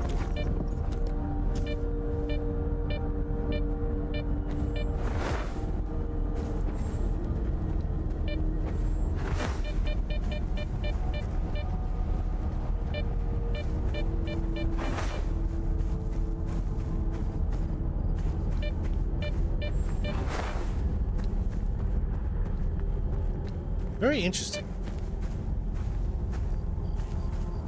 Like, there's some really cool concepts here. You guys know what a concept, right, is? Like a concept of a plan. It's like some really, really good, interesting concepts here. What's up, Lone Wolf? McQuaid?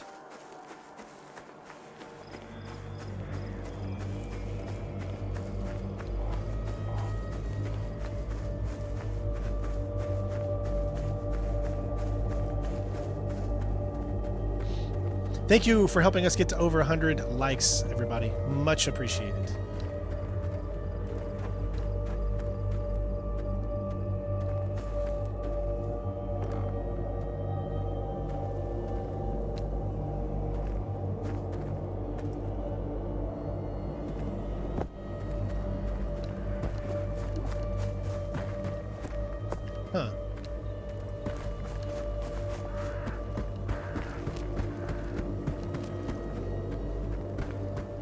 better hurry up and get to where I'm going because it's gonna be nighttime here.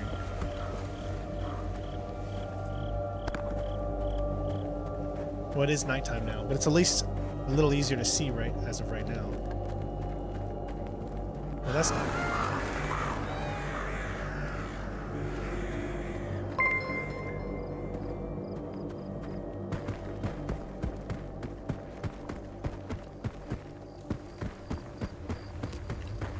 So, okay. My initial impression of the world is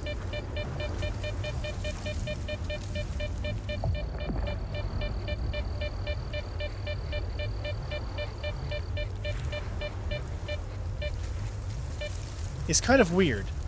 Like, the game looks good sometimes, but then there's other times where this straight up looks PS3. Hey, Lone Wolf, thank you for the tip. $10 tip from Lone Wolf.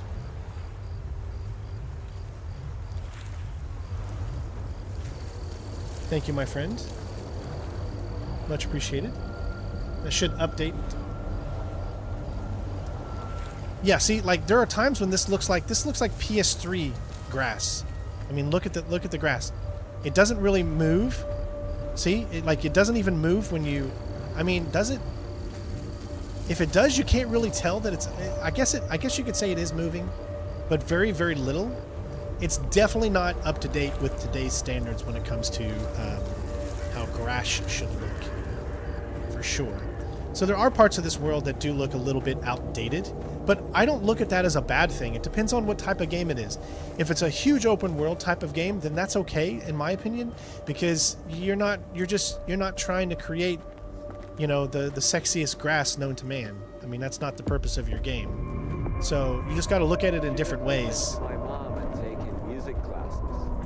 Damn, the show I could be putting on for my bros right now. Play me a song. Talk to our boss. I mean, come on. Dude, that's not it. Why are you playing G right now? That's not G. That's not a D. You're just going back between G, D, and that looks like an A minor maybe? So G, C, D, G. That's not C. I don't know where are your hands, son? Where did you learn how to play guitar? This one time I went to check on my stash. Okay, you know what just came into my head? On top of it. It's good. It's more secure that Homefront. Do you guys remember Homefront? And I'm not talking Homefront. Was it the Revolution? I think the second game, or whatever that one was. I'm talking Homefront, the original. For whatever reason, these graphics right here almost look like Homefront, the original. Thank you for subscribing, Sinister Gamer. I appreciate it, bud. Is anyone else getting that like feeling like Homefront?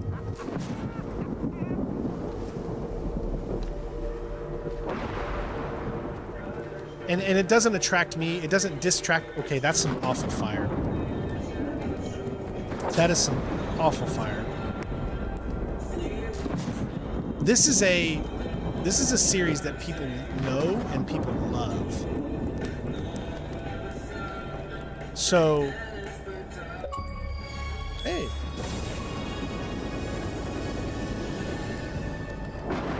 Join Stalkers. But there ain't no stalkers here to join. Nobody's joined me for this stalking relaxation camp here, as we sing Kumbaya.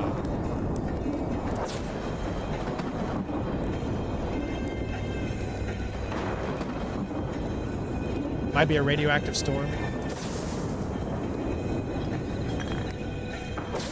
So we got a question mark over there. This is, I think, where we're supposed to go.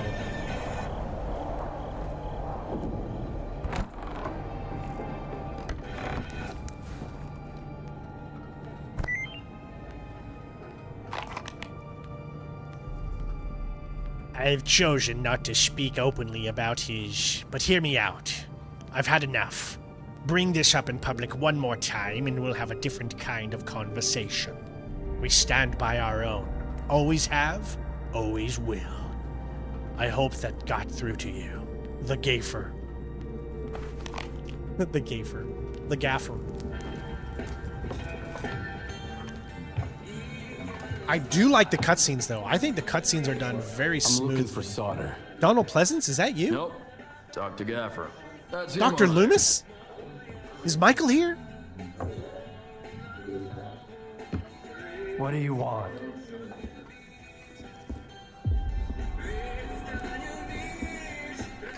Sit down and stay out of sight. 3 of my men never reported back from their overnight patrol around the lesser zone.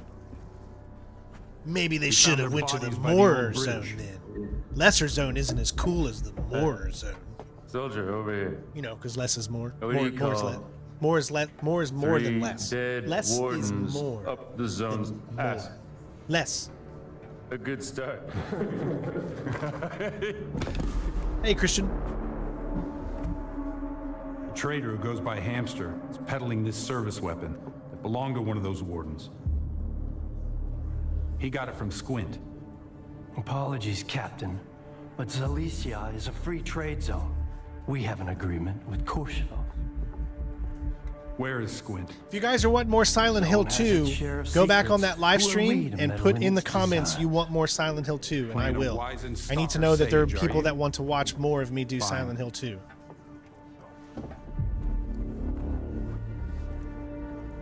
Squint was there for sure. He finished off the wounded and looted their bodies. Is that the Stalker way now?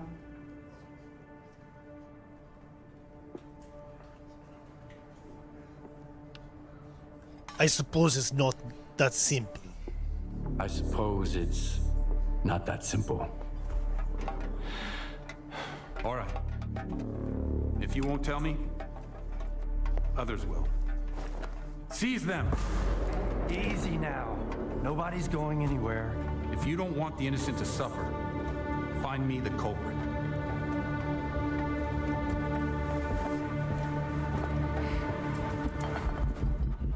Agent Knoll, the best, honest way to support is to use the Stream Elements link. That goes directly to my PayPal. That's the best way to support. Yeah, or become a member. Hey, I mean, Stalker. YouTube gets some of that, but Must been you here. you get a nice little emblem shows up on the chat to let people know that you supported the channel. But honestly, the best way is Stream Elements because it just goes directly to my PayPal, which in turn goes directly to Bill's. But any type of support, I mean, a like, a comment, all that stuff really helps.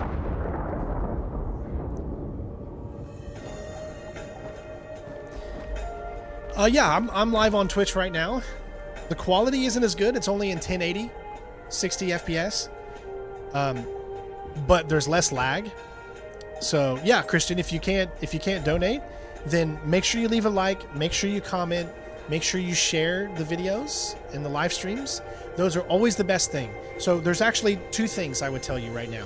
So when we do our 24-hour Thanksgiving live stream coming up next week, I'm gonna spend some time and we're gonna go over all of the analytics on my channel. I'm gonna actually take an hour out of that 24-hour time period, and we're gonna go over the analytics. We're gonna go over exactly what works on my channel, how many people are watching per videos, like who's watching subscribed, who's not subscribed. We're gonna go over all of that during one of our session blocks. So make sure you check out my community post for that flyer that I put out that shows you what the schedule that we have going on coming this Thursday or next Thursday, not tomorrow, but the week after that. So, and then we'll kind of go into it, and I'll be able to show you and kind of explain to everybody exactly what's going on.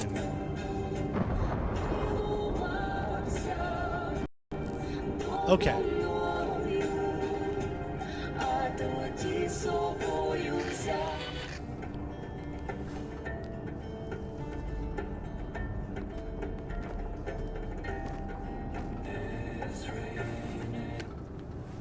Like I say, I think the animations are done quite well in this game. That's how we're all here in Zalicia. This maniac's gonna drink all my vodka at the street. If anyone asks, I'm at home and busy. Anyone at all? Anyone. Don't buy into that whole dog and pony show, rookie. Gaffer's being uppity, cause sort of lets him. Of course enough was here instead of him.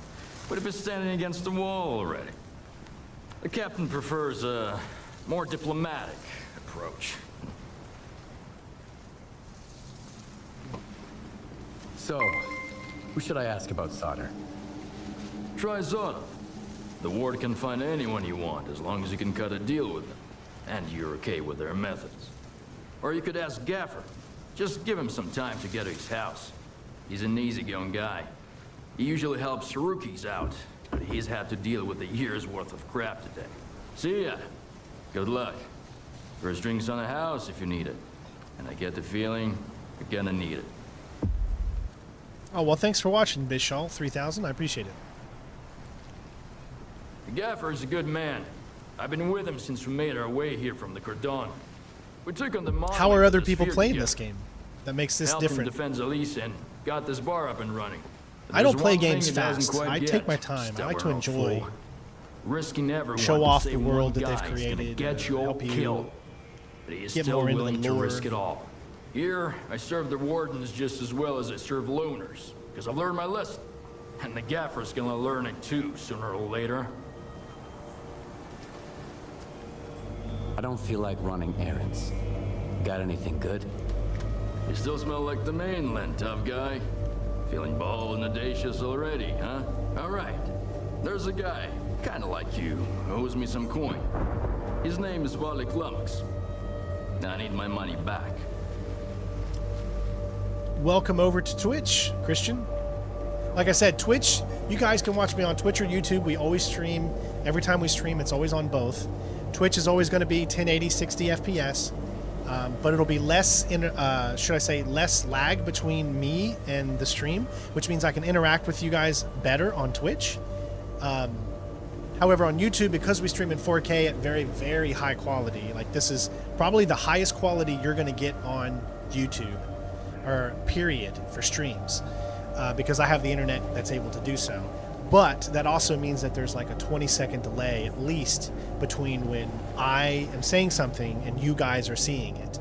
So because of that, it takes away from me being able to answer what you guys are asking me, because it might sound like I'm taking forever to reply back to you, but that's because I don't see it until so long after, or I see it the moment you write it, but the video is so far lagged because of the 4K, so...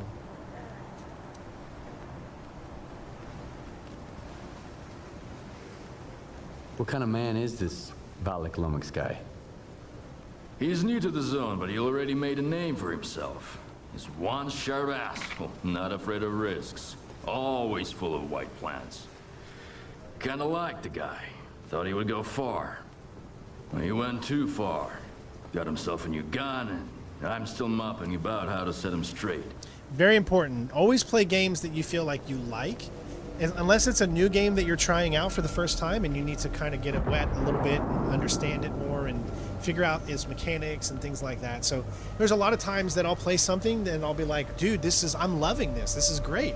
And it gets me into a new type of genre that I maybe have never like really experienced before. And then there are times where like you play it after a little while and then you start to see the creaks, the dents, the polishing it needs. And then you're like, you enjoy it, but you just don't know if this is something that you would play again. Am I 100% completionist? Yes. Most of not all of the games. So when I label a game that I'm playing as a walkthrough or as a platinum guide, then I am going 100% for the game. If I don't label it that, then what you're most likely seeing is us checking out a new game that has just come out, and we're giving it a shot. If I like it enough, I can turn it into a platinum guide. If I don't like it enough and it's just okay, then I've showed the game off to you guys. I've given you an opportunity to see a few hours of the game so you can make a decision whether or not it's going to be right for you. But in those cases, that means the game's usually not right for me. I can like a game and not platinum a game. It just means that either I don't think that game is going to be sustainable for me on the channel, meaning that I won't be able to make any money off of it because this is what we do for a living, so there has to be a type of monetization / business model that I run here. So sometimes when there's a game that I truly want to play and nobody on the channel is watching it because they're just not interested. And for recently, I'll give you an example. Dragon Age, the Veilguard, I really enjoyed it. For what I played of it, I did 2 streams of it, and I really enjoyed it. I would have loved to have kept playing, but the views were completely down. Everyone's hating on the game for one reason or another. You know, you've got your own reasons to not want to play a game. I mean, who am I to judge? But because that wasn't going to be profitable for us, there was no reason on me continuing it. So sometimes I have to make those tough decisions, and that can be really tough because there are times that I really want to play something, but if it's not going to be success on the channel, well, I can sit here and play it all day long, but at the end of the day, if I can't make enough money to support my family, then there's just no reason. I've got to play things that are going to help the channel and keep them going. So for videos like this, I can tell you right now, this game here is not going to become a platinum guide for me. This is not really my bread and butter. I love stealth, and clearly it does have stealth, although it looked a little wanky to me, or a little janky. And these are just my first impressions from playing a few hours, right? I like the animations in the game. I think the graphics are kind of hit and miss. I see some aspects of the graphics that look good, but there's other aspects, like if you're staring at this screen right here, you cannot sit here and say this is an amazing looking game. Some of these models are very old. Now, do not hold this game up to a AAA value, because this is not a AAA company. When I say AAA, I don't mean a good company. I just mean AAA, meaning that they have the backing of millions of dollars from companies like EA and stuff like that, right? So just because when I say a game is not AAA, I'm not saying that the game is not made with passion, with love, and with care, and to the best of the ability that of the money that they have. That's what I'm trying to tell you. So this game does not have AAA backing, obviously. This game also is made by Ukraine developers. So obviously there's been a lot of turmoil there, and probably had a lot of trouble with the game. That's why it's having so much problems on PC. It's not optimized completely yet. And there's a lot of bugs. I've seen some bugs. We've seen some lighting bugs. We've seen a few other things that have been just kind of really weird and janky. And those things for me right now are reasons why I will not continue this. I would probably come back at it at a later time to see if it's been polished a little bit more. And this is nothing against the developers. It's just maybe some games don't have to be released immediately. You can take your time on some things, but maybe they didn't have the money to continue to take the time, and they needed to recuperate what they've had, you know, at this point, and that's why they released it yet. There's all different kinds of reasons why companies do things that they do. I'm not one to judge. I just love to play games, and I love to show them off. If I like it, I'm going to tell you I like it. If I don't like it, I'm going to tell you I don't like it. If I'm in between, I'm going to say, hey, here's the good, here's the bad. I don't know you, but at this point you mostly know me, and you know what I like, and you know the things that I look for. So it's an up and down situation. You always have to. How much does he owe you? You know, plenty. Vary it based off Failed of to pay out what's after Wild Night. For some supplies before that too. And he doesn't seem to give a damn. Knows I'm not gonna make a fuss about it. It's not about the money, really. The kid needs to learn the ways of the zone. The sooner he learns, the longer he lives. Maybe. So we got another question. Do I play all my games on the hardest difficulty? That's a weird question. It's not a weird question. It's a hard answer to give you, only because if it's a walkthrough and it's stealth related, yes, all those games will always be on the hardest difficulty. If we're going for a platinum, then no. The games will always be played on the difficulty that the platinum requires. So if I can play a game and have a good time on easy, and the game has no difficulty achievements whatsoever, and we're just out having fun, we have to pick up a bunch of collectibles, we have to pick up all of this stuff, I would prefer to play it on normal or easy, just so that I can enjoy the environment, get around, have fun, collect things, do all of that, not die every 5 minutes. If it's a video game that has a challenge, like a stealth type of challenge or thing like that, then I love to play them on the hardest difficulty because I get something out of that more, because stealth is my favorite genre of video games, so I get that out, you know, a lot more. So sometimes I will play things on the hardest difficulty because it means I have to, because in order to get a platinum for a game, you have to play it on this difficulty to get a specific achievement. Other times, the game doesn't require you to do so, so then we won't. So it really just depends. We go back and forth a little bit depending on what the achievement list of that game looks like. Sure, I can handle it. I saw him just a couple of hours ago. He headed north. Yeah, I'm kind of worried about the black... towards I mean, how hard was it to get the black I don't flag want his online blood on my trophies? hand, though. Just scare the kid. Shake him How long down did it and take get you? my Did money. you have to get like a group That's of people with you to do it? 20% is yours. That's the only thing I'm a little worried about, is because I want to do Assassin's Creed Black Flag for a platinum, but, you know, it's tough because with online trophies, it makes it really tough. But you can see all the things we have available to us. Main missions, question mark over there, and that over there.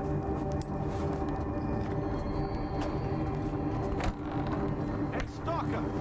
Come over here, rookie. We need to talk. Is it daytime or is this night? I don't understand what happened here. I mean, it was nighttime when we went inside. How long?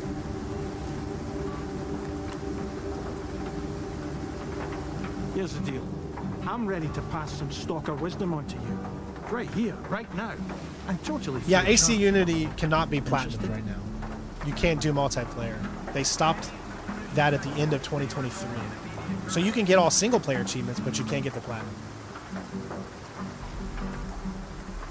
My daughter just came home because the moment she opens the door, it's the greatest thing in the world. I can hear it. The moment she opened that door, she yells, "Daddy!" And it's the greatest thing in the world. Oh, I love it.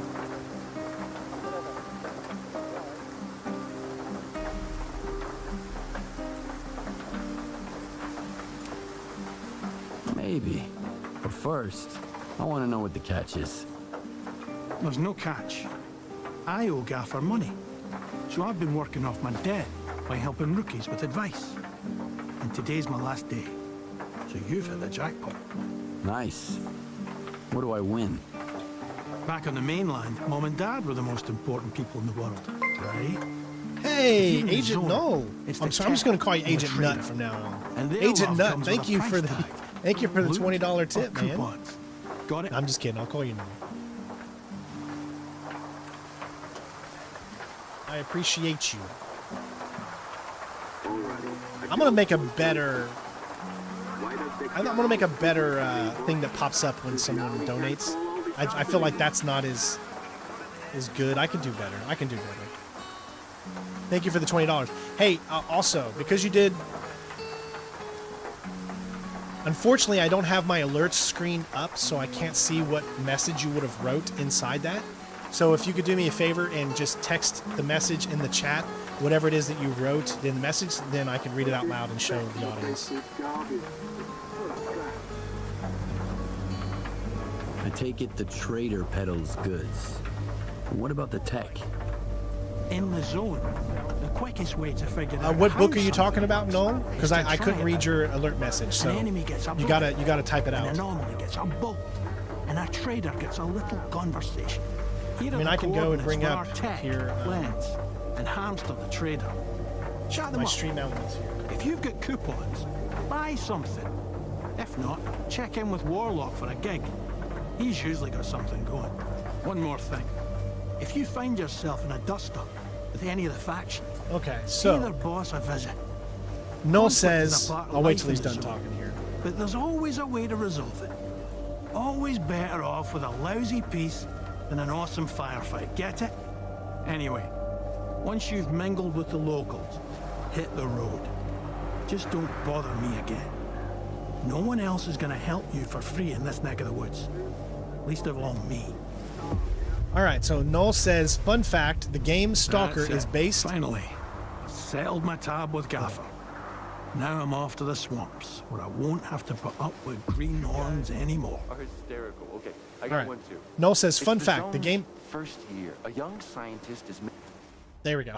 Fun fact, the game Stalker is based on a novel called Roadside Picnic which was later adapted into a movie by Russian director Andrei Tarkovsky, which, as you might have guessed, inspired the name Escape from Tarkov. Wow, okay. That is interesting. I did do one video or stream of Escape from Tarkov like years ago, but I bet you that game has made so many great updates. I might have to try that game out again because I do love those types of games because it has an emphasis on realism in an environment, and then shooting is realistic and all that. There's so many good games out there that I haven't had a chance to play myself. So thank you again, Agent Null, for the donation. I appreciate you, and thank you.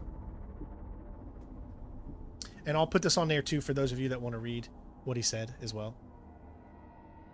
All right. Making a list of known. So there is a lot of things around What here. should I name the one that sucks blood? He asked his colleague.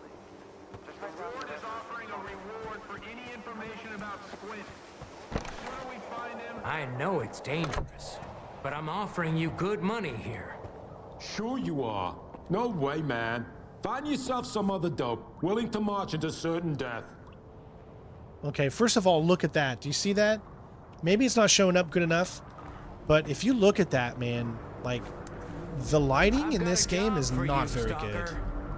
They definitely got to fix some of that. That looks pretty bad. The way that the shadows are working. I know it might be hard for you to see, but yeah, that definitely needs some fixing. And look at that too. That's awful. That is way too bright for an outside. That's blinding light. And then the way that the way that hits him like this, like, what are they thinking? They got to fix that. That's pretty bad. Welcome to the area, Stalker. That's I've got hurting a my job eyes. for you, but I should warn you. It involves going to the poppy field. The poppy field? What's that? One of the zone's most infamous wonders. Lots of people are drawn there, but few ever leave. As soon as you walk into the field, it saps your energy, making you weak and drowsy. That's where our farmstead used to be before the accident. I guess it's probably still there, but you'd have to be nuts to settle down in that place. Yeah, that is pretty awful. That's all I wanted to know. I hope it was helpful. That is some awfulness right there. I've got the best deals in the zone. Ask anyone. Guaranteed. I never try to pull one over on the rookies like Sidor does. If anything breaks, it's because you need to take care of your gear. This stuff's not made of steel. Well, except for the things that are. Anyway, show me what you've got. Yeah, they could have tried to push this out early because of everything that's going on. I hope that wasn't the case, but it's got to be hard for them. I mean, I don't care what side you're on. It's just when there's a war going on, it's going to be hard to when you fear for your life just trying to make a video game, you know? Know anything about solder? If someone else had asked instead of It was you, already I'd delayed? charge Wow. him through the nose, but you're my friend. So I'll tell you for free. Your friend's name sounds kind of techy, so I'd wager he's a tech. They say the gaffer used to know S.T.A.L.K.E.R himself. The S.T.A.L.K.E.R, who went up to the center of the zone and stirred up so much shit, we're still talking about it. But the gaffer So the won't animations say a are word, pretty damn it. pretty generic in the Then face. Again, if I knew a dude like him, I guess I'd keep quiet too, just to stay on the safe You can't side. move around when the cutscenes are playing. You can't like look around. They say the gaffer used to know S.T.A.L.K.E.R himself. The S.T.A.L.K.E.R, who went up to the center of the zone and stirred up so much shit, we're still talking about it. But the gaffer won't say a word, damn it. Then again, if I knew a dude like him, I guess I'd keep quiet too, just to stay on the safe side. Actually, Ted, from what I've heard, that the PC version is even more buggy, so... Well, show me what you've got. So you can trade? I do like the system that they have here with the trading and the picking up items and whatnot. It seems not bad at all.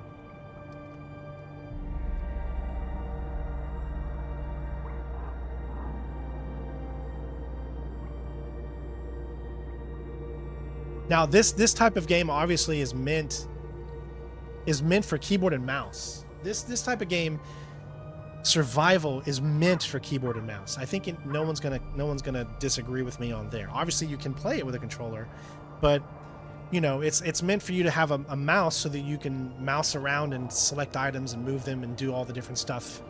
You know, anyone that plays PUBG can tell you flat out that it's so much quicker picking things up with a mouse and keyboard, you know, and that's what I see when I see this, because that's the thing that I played a lot of PUBG back in the day. So I see a lot of, you know, influences on PUBG and even Escape from Tarkov and whatnot.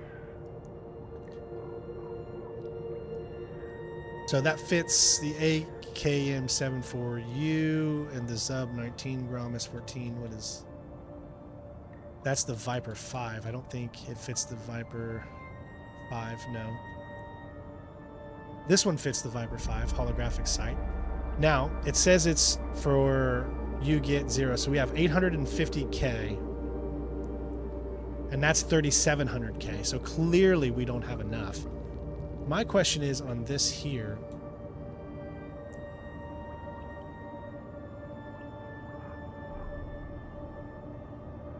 I'm thinking you just sell these. I mean, otherwise, what else would you use these for? But you only get like 45. So you don't really even get that much.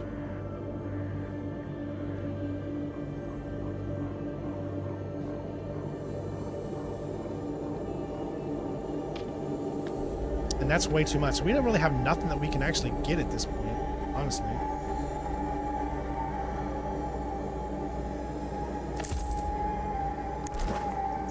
Thanks. See ya.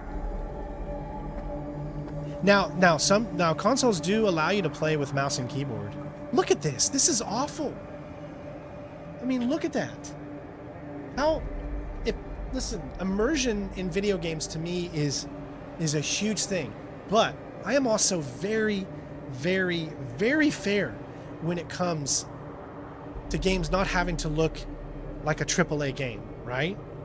But at the same time, how are you going to be able to sit in here and look at this stuff and not totally take yourself out of the game? I mean, how could you not? That's just awful. The lighting, it just is not good. So this must be like your stash. No, it says loot.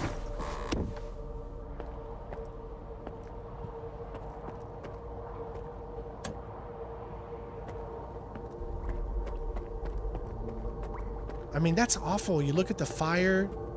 Fires are pretty bad. Yes, the more I'm looking at this game, the less impressive I am when it comes to... Oh, my eyes. But then you look at it out here and you're like, yeah, it's very PS3-ish in its assets, but it still does what I feel a game set in this town or area would look like, you know? So it's got that going for it.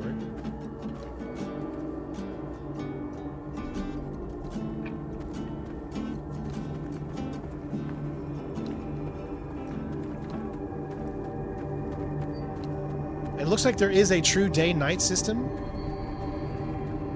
This is just not on...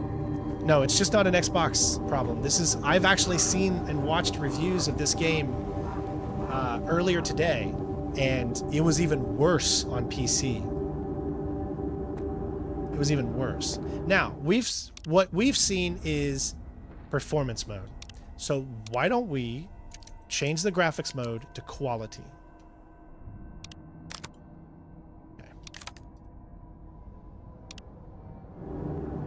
Whoa. All right, so now it's in 30 FPS. Obviously, it's introduced a lot more lag to the game, of course.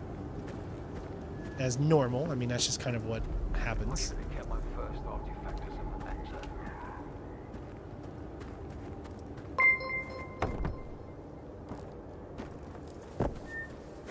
Definitely not unplayable.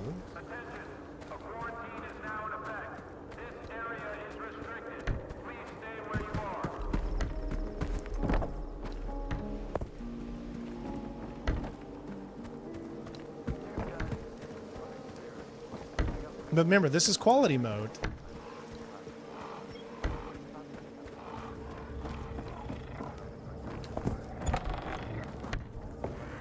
You just gonna stand there? These things like this, it doesn't really unimmerse me when I see people standing in a straight line. Thank you for subscribing, Marley George. I appreciate it. And at least he doesn't get in your way, so you could still move kind of through him. Although I can't get out now. Look at that light. Oh my god, it's awful. Nope, I can't get through. So this guy's stuck, and I literally cannot get out now. I literally cannot get out.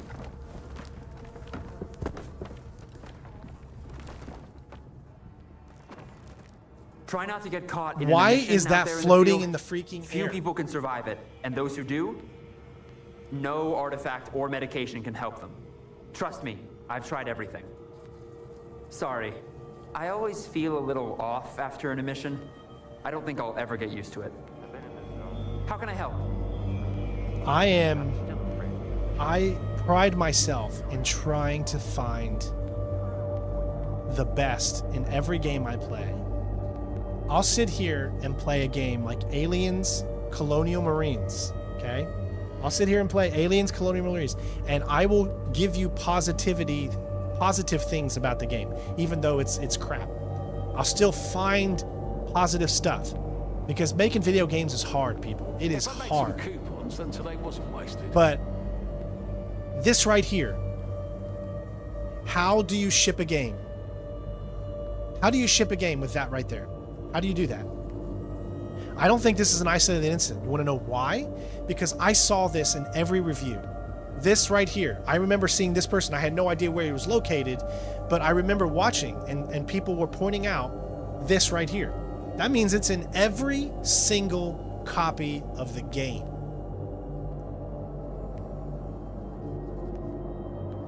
That's right, Rusi. This game is saying, patch me the up, because I need help. It's saying, patch me up. Are you kidding? You're perfectly fine. Are you sure?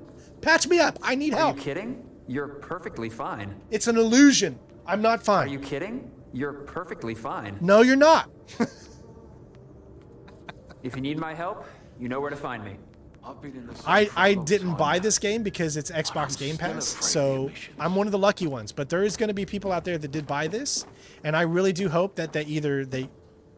Oh my god. What the hell? Look at my shadow. In my shadow.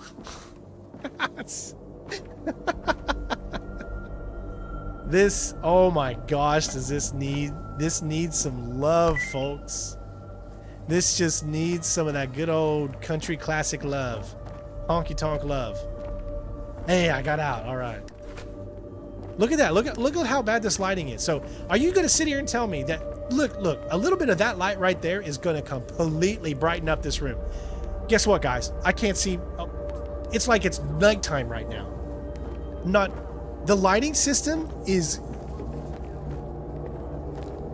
I feel so bad for this company, because I respect what they're trying to do and the hard times that they've had.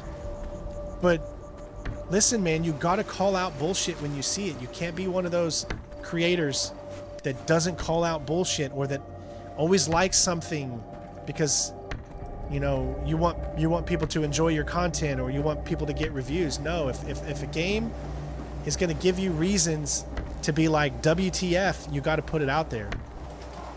I mean, this looks like, look, this grass and stuff, it looks PS3. I could bring up right now on PlayStation 5 the new Resistance 1, 2, and 3 are now both playable on PlayStation's PS Plus, whatever you want to call that. Resistance 3's grass and everything looks way better than this. And I'm just using that as a random example. This is awful. This is 2024. These assets right here this is quality mode, folks. The more I play this, the more jank I see, and I have to call it out. I can't. I think it does have charm. It does have that.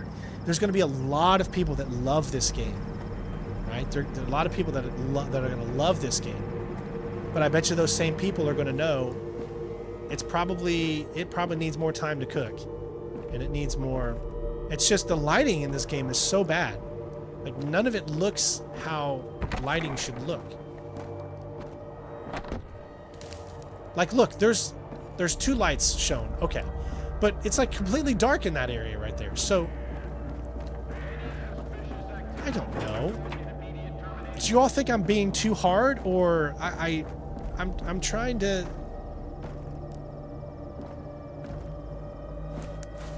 I mean, look at that. Look at why. There's a few lights. Okay, it's got like 1 or 2, and there should be light shining through the things. But why is this area like so freaking dark right here? I hope you're here to talk business. I've heard you can help me find solder. You'll have to help me out first, Stalker. You know what I'm talking about. Squint? Exactly. Do you really think it was Squint who killed your men near the cabin? I'm so sorry, guys. It doesn't matter what I think. This is a game I would not. If the loners decide they can kill my men with impunity, things will get ugly real quick. Rest assured, I'm we're going glad to that find it's the real on killer. Game Pass so that I could try it out. Catching a looter who stole Ward property will suffice. But yeah, why do some YouTubers not call out stuff while playing a game, even on review copies and other games? What are they scared of? I can tell you exactly what they're scared of. They're scared that they won't have the opportunity. And I get scared sometimes too, but I don't let that scaredness change who I am inside and what I think about stuff. It's a blessing, and it is an honor, a total honor, to have a channel, even with enough subscribers or enough people watching, to where companies reach out to you and they give you a copy of a game for free. These are $70 games or $50, $60, whatever this is, and it took a lot of blood, sweat, tears, and a lot of long nights for me to even get the opportunity and the chance to be able to play some of the games that I've gotten to play early, and the chances and the partnerships I've gotten to have over the years. It takes a lot, but sometimes you can get in the back of your mind that if a game is so bad and you're sitting here and the company wants you to play it and show it off to your audience, and you say something negative about it, there's an aspect of that goes into your mind saying, oh my gosh, if I say something negative about this, then the company will no longer want to give me that chance to show the game off, which they have every right to do. So, you know, the whole debacle between Dragon Age, Veilguard, I guess some creators, I never got a copy of it, but some creators got a copy and some didn't. And it seemed that some of the ones that did some harsh criticism on the game didn't get copies, whereas some of the ones that didn't do as much harsh criticism on the game were able to get copies. So I got the game for free, but I got it on release date from EA because I'm a part of the EA's network.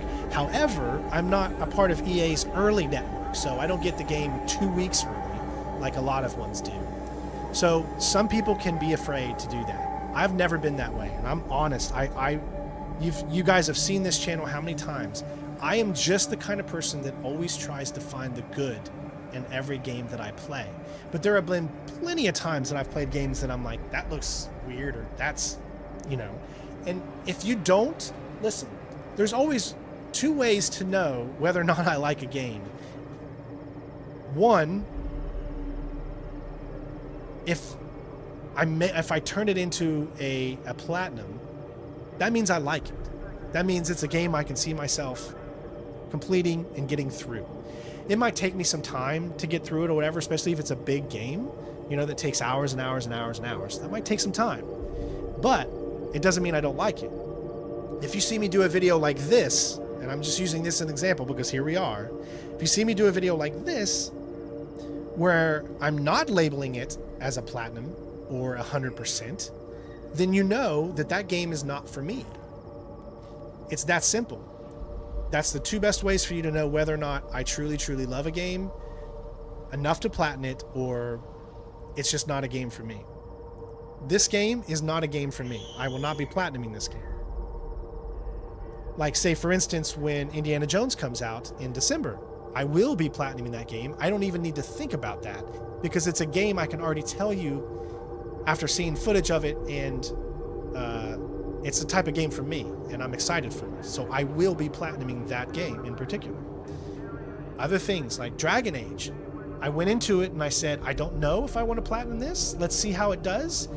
Let's see how much fun I have, and let's see how many viewers we get. Well, I had a lot of fun. So it was a game that I would not have minded platinuming. However, there was not enough viewers. And if I'm sitting there playing a game for weeks on end because it's a very long game and I don't have enough viewers to actually make any money off of it from ads at all, then all I'm doing is wasting time and not able to support my family. So those are the different instances on why I choose what I choose when I do. Hopefully that gives you a little bit of a insight. What do you want me to do? I know I babble a lot. Squint is a piece of shit. I'm just the kind of guy who likes to talk. As far as the locals are concerned, he's a let stalker you understand first what's and going on foremost. in my brain. He knows his way around the lesser zone. Stalker like you might have an easier time looking for him. How do I know you're not gonna screw me? We're neither hustlers nor bandits. $63 for the base, $84 for the Sure, deluxe, ultimate various $115. But they've never accused us of scamming. Oh my you. gosh. I want the sensor Squint took from the bodies of my men. That is way too high. If anything happens to him, Let's actually I look won't at be this too real quick. upset. Hold on. I'm not going to insist, though. If you don't want the job, somebody else will take it. So you made up your mind. Here's the deal. I tell you... We'll see. He'll spot us. I think... Easy now, Uncle. Okay. Let's look at something real quick. We're going to go home. This is on my Xbox, okay? So what I'm going to do is I'm going to go to the store. We're going to type in search Stalker 2. Now, one thing, I love how they do this. It sucks, but I love how they do this. If I just typed in S.T.A.L.K.E.R, Stalker, that shows up as in the Stalker, or that one shows up, but the actual game doesn't show up. That's because in order to do this, you actually have to put in the dots, which is just so freaking funny to me. And even if you put in like the wrong thing, you got to keep the dots going, you know? But what I want to do is we're going to take a look at what shows up. All right. So install. This is the Game Pass edition of the game. The normal game itself is $60 on Xbox. That's the one that's included in the Game Pass. Okay. You have this edition, which gives you the Season Pass, the Stalker 2 Ultimate DLC, the Stalker 2 Deluxe DLC, and the Stalker 2 Heart of Chernobyl OST and art book. There's a lot of people out there that love to have the soundtracks of games, and they love to have the art books as well, because there's a lot of cool digital art and stuff like that in those things. However, I get pissed off a lot by this nowadays because you're not owning any of this. This is all being temporarily lended to you. If Microsoft went belly under, guess what? You'll never be able to play these games again. So I don't like digital games. I miss the fact that I hate the fact that we're turning into a digital only world. And I don't like that, because there was something special about getting up and going to, thank you for the super chat, Luke. Happy Wednesday to you too. There was something special about going out into the world and picking up a game and having it in your hand, a copy of the game itself. You just don't get that feeling anymore. That's, hi baby. Mommy chasing me. Mommy's chasing you. Well, here, come say hi to everybody. Come say hi. Hi, everybody. Say, hey. Hey, the mommy allowed tagging me. No, Mommy attacking me again. She was chasing you? Yeah, I was up the stairs. Why was she chasing you? Because Mommy the one that to get me upstairs. She ran fast to get you upstairs? Yeah, I didn't tell Mommy. Yeah. Guess what? Don't look behind you. Oh, Mommy got you, Mommy got you, Mommy got you. Go get her. Go get her. Go get her.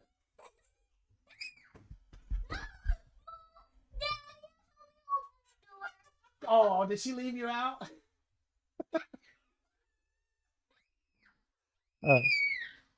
Okay, that's some loud screams there you got, girl. Jeesh. You're gonna hide from Mommy? That's a perfect spot. She'll never know you're there. Oh my gosh. Bad mommy, bad mommy. All right. So as I was saying, I wish games were go out and get them, people. Still go out and get them. Maybe not support, companies like GameStop or whatever, but go out and get the games. And I hate that more things are going digital and digital because you're paying the same prices for digital or for an actual copy of something. I would rather have the real art book and the real OST in a CD or something like that, even though most sounds come out today are MP3 or, like that or online digital. But yeah, that's $109 for that. And what are you getting? You're getting an art book and an OST that's digital and some DLC. Whoa, jeez, that's loud. My gosh. Gosh, you got the, but that's just too much. That's just too much. It's too much. Like, I got the collector's edition of Death Stranding, right? I showed that on the stream from a few days ago, right? Well, that game that I got, the deluxe edition, it has an actual prop in it. If you're someone that likes to collect that kind of stuff, there's meaning, there's value in that. Where I feel, in my opinion, there's really no value in getting things digitally. It just doesn't feel the same. I used to collect guidebooks because I loved having guidebooks. If I wanted to figure something out that I couldn't figure out on my own, I could go to that guidebook, I could look it up, and it was another way for me to experience the game even deeper with the guidebooks. Nowadays, everybody's online, so you can just go to YouTube and type in a guide, and you'll see essentially a guidebook, but done in video format. So it's different. So what happened to the guides? You don't really see them anymore. A lot of games coming out today, there's no more guidebooks for them. It's like a lost art, Let's see. Agent Null asks, something, if you want to satisfy the itch that Stalker 2 left you, Stalker 1 has been modernized and plays flawlessly, and it has what you're looking for. I might have to check that out. Yeah. But yeah, this one definitely doesn't scratch my stealth or horror itch at all. And I'm just being honest. And there is Stalker, Legends of the Zone, Shadow of Chernobyl, Call of Pripyat. Phoenix with the $9 tip. Thank you, buddy. Let me see if you said anything there. Oh, at least it didn't show up on there. So thank you so much, Phoenix. So we need to add 9 plus 2. So we need to add 11 to that list. Hey, all right. We made it, guys.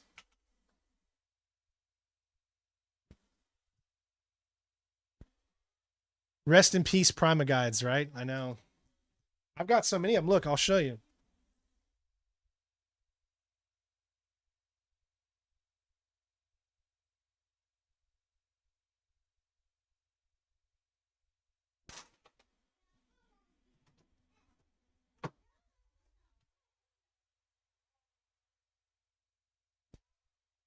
Now, of course, you can't see my actual bookshelf that I have set up for it, but let's say, for instance, here, this is not a guide in particular, but it's the Gears of War retrospective.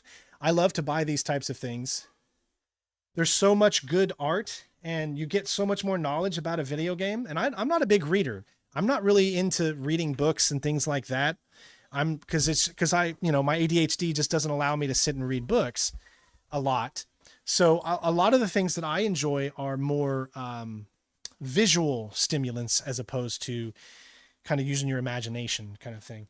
But I love things like this here because it allows me to get to know the characters more and to, I have I have a bunch of these for the whole Assassin's Creed series.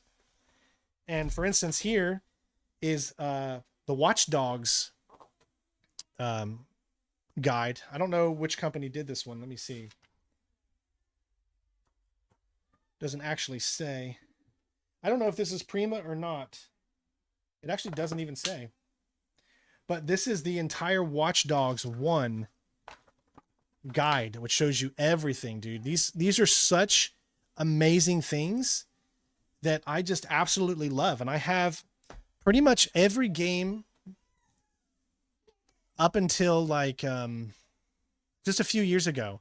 I think maybe the last guide that I've ever bought was like something like Red Dead Redemption 2, probably somewhere around in 2018. God of War would have been, well, because I got those books too, so they would have been probably the last ones. Everything since then I have not gotten anymore. I don't even know if they come out anymore. I don't even know if they're still making Prima guides anymore, honestly, because online is such a thing, you know. And it used to be that every time I'd go to GameStop, pick up whatever game that I was getting, you know, and then I would also pick up the guide. So I would always leave GameStop with the game and a guide. And it was such a good feeling that you just don't get anymore. Yeah. I didn't know if you guys know this, but I only see out of one eye. So it's harder to read when you only see out of one eye, you know, can't focus and concentrate as much. But the coolest thing is that even though I only see out of one eye, in Call of Duty, I'm still better than green. Let that sink in, right? Renee's gotten so good that he could probably beat my butt in Call of Duty. We'll find out next Thursday. But there's one thing we all can agree on. It's that it's Brandon's fault and green sucks at Call of Duty. So, right? Those are two things we can all agree on. I think so. You're starting Stalker 1 with day 1 patch. We all have the day 1 patch and it's still awful. So it's pretty much, in my opinion, it's unplayable. At this point in the game, Stalker 2 for me it's unplayable. And there's no excitement in it for me right now, which is unfortunate. So, not saying that once they get it ironed out and it gets a little bit better, but at this point, I have to be smart. And there's only one proper thing to do in this situation. Stalker 2, you were not for me. I'm sorry, we're going separate ways in life. You know, you're a beautiful lady, but it's not you. It's me. So this was a very hard decision. And sometimes, you know, sometimes you have to hit it just for a very short period of time and then quit it. I hate that. I don't want to sound like I'm a dog, or that, you know, I'm just someone who doesn't respect, you know, games. Sorry, Freudian slip there. But but that game, it's just not for me. It's just not for me. I'm sorry. I might check out Stalker 1 at some point and see how that one holds up. Probably a lot better, because that's why Stalker series is so good. But I have a feeling that, and I want to look this up here real quick. While I still got you here, I still got 60 of you in here, I want to look something up real quick. I got a feeling. Woohoo. All right. So, I've been using that now. What was I about to look up? I've already forgot.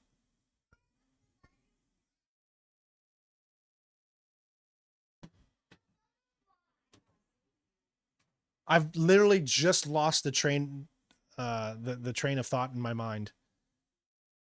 Oh, that's right.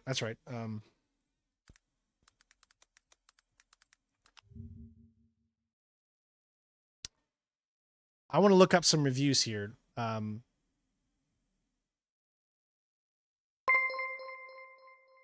Swift Gamer sponsored the channel. Thank you so much, Swift. Gifted 1 membership. So Luke, thank you for the gift for Swift. I appreciate it, buddy. All right, let's look at this review thread here. So this is what everyone's saying. So most people are saying 7 out of 10. 7, 9 out of 10, 3 out of 5. Oh, somebody gave it a 4 out of 5, but I'm 8 out of 10. It's getting some pretty high 5 out of 10. These are people you've never really heard of, though. I don't know any of these. Skill Up says that he cannot recommend it. I did watch his. I do like watching Skill Up's reviews, although sometimes I don't always agree with him. But in this one, I actually do. Everything that he said, I experienced myself in the game, and I couldn't get through it. I couldn't even do it. So he said he couldn't even finish the game either. He says he can't recommend it now, but he might be able to recommend it later. And I've showed you, obviously, unedited gameplay, and it's just not... It's just not the same. It's not Renee's birthday. What? What did IGN? You know what? That's a... Let me see. IGN. What did IGN give Stalker 2? It's a review in progress, so usually that means they don't have a score for it yet. You know what that means? That means that they haven't finished the game yet, and they don't want to, I guess, put the review out. They gave the original Stalker an 8.2. Solid gunplay picks up a lot of the slack and the combat's faults. The power of a day 1 patch. It says Stalker 2 received numerous bug fixes and performance improvements with the massive day 1 patch upon loading my recent save. However, we just played with that day 1 patch, and it was still pretty bad. And see, poor technical performance on PC.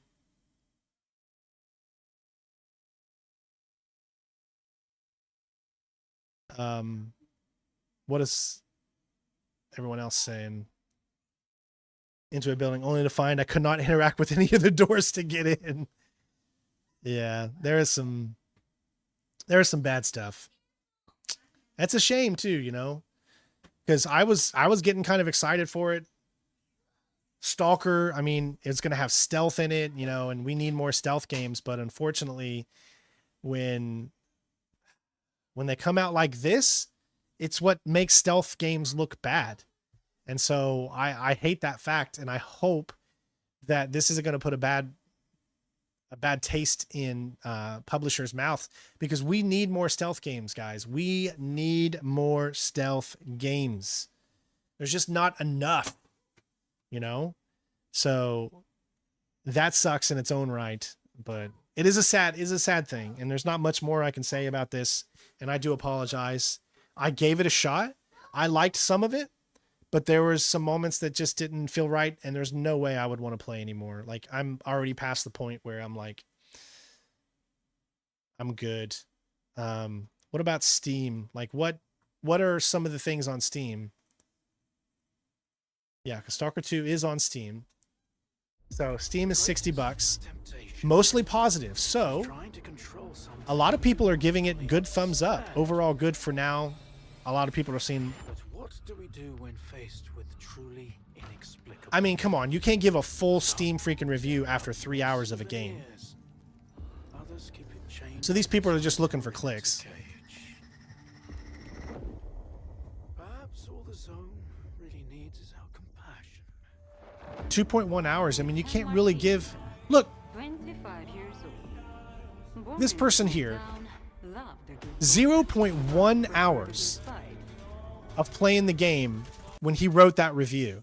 He's since played up to 2 hours of the game, 2.1.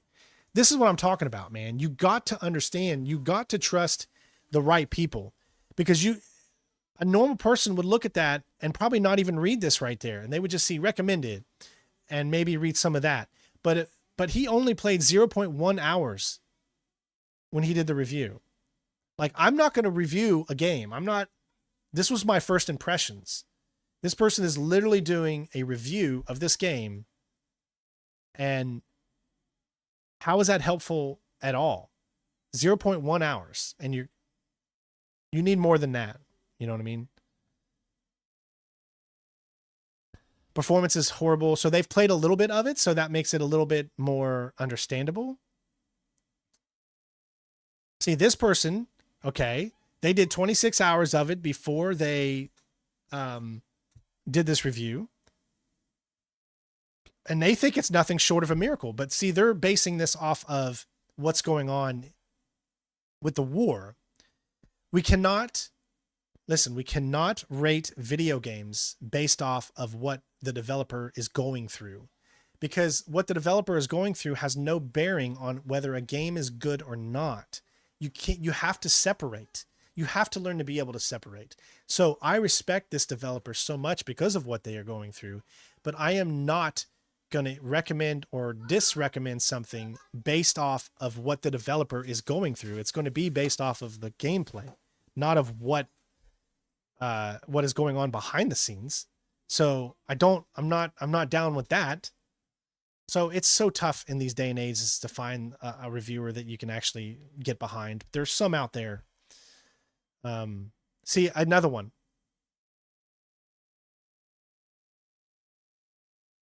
.1 hours. So this person already went in, knew they were going to recommend the game, did it immediately, and then started playing.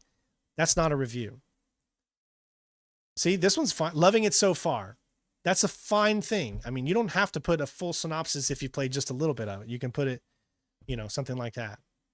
Again, another one, 0.1 hours. There are no bugs or glitches, only anomalies. Yeah. It's hard you can't believe any of these people here. Now, this person did 3.4. I loved everything I played so far, but cannot recommend due to the atrocious optimization. That is a perfectly... that is a perfect take. Like they like the gameplay. People can like the gameplay, but the optimization is pretty bad. So they made a note of it. Again, 30 minutes, not even 30 minutes. 0.3 hours is what? Because if that's 0.3 hours would be 0.5 hours would be 30 minutes. So 0.3 hours would be like 20 minutes, 20 or somewhere around in there. 23 minutes, I think, or something. So he played for 23 minutes and then said not recommended. But then he played another 4 hours. It's so weird. But you can see there's already a bunch of reviews out there, and most of it is positive. Okay, that's cool. It's just not for me. So if you're like me and you have my type of attention span and my type of thinking, then yeah, there we go. Like I said, I'm always going to try to do my best to give you my honest to God opinion, because some of you come to me for advice when it comes to video games, and I don't want to let you down. I don't want to say something is good when it's not, and I don't want to say something that's bad when it's not.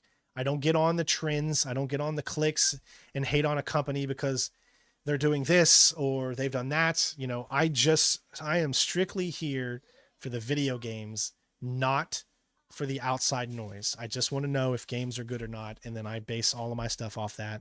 And then we go in. Okay. So that's about all I have to say. I don't know what else to say at this point. Thank you for subbing.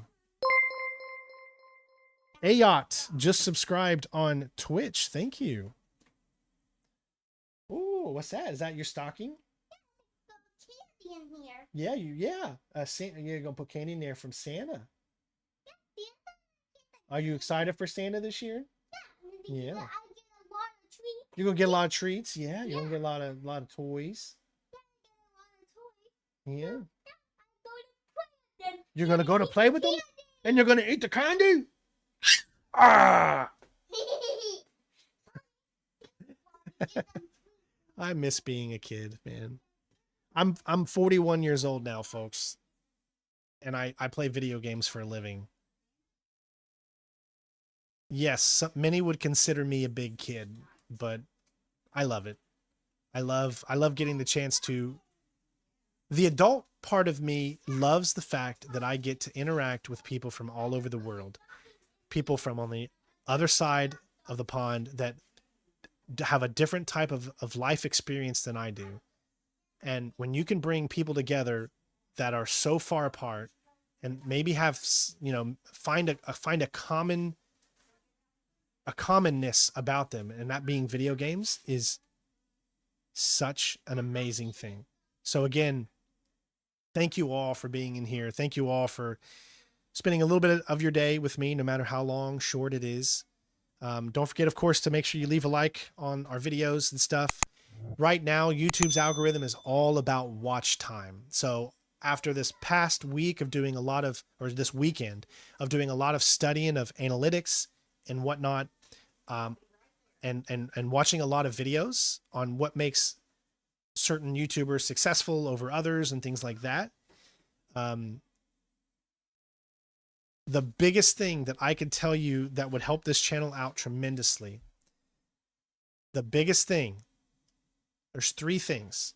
The biggest one is watch time. Watch time means how long do you have a video up and you're watching it. Think of a video or a live stream as 100% of something. If you leave within the first 2 minutes, then you've only watched 2%. Luke, thank you for the super chat. So what that does is that says to YouTube that this person's live stream or video, you only cared 2% about it out of 100. And that means it puts you down in the searches. It takes you away from others being able to experience, because YouTube, oh, thank you for the cheer. Ayat, I appreciate that. Thank you for the 100 bits. We haven't got bits in a long time. That's awesome. Thank you, bud. Think of that as that percentage, right?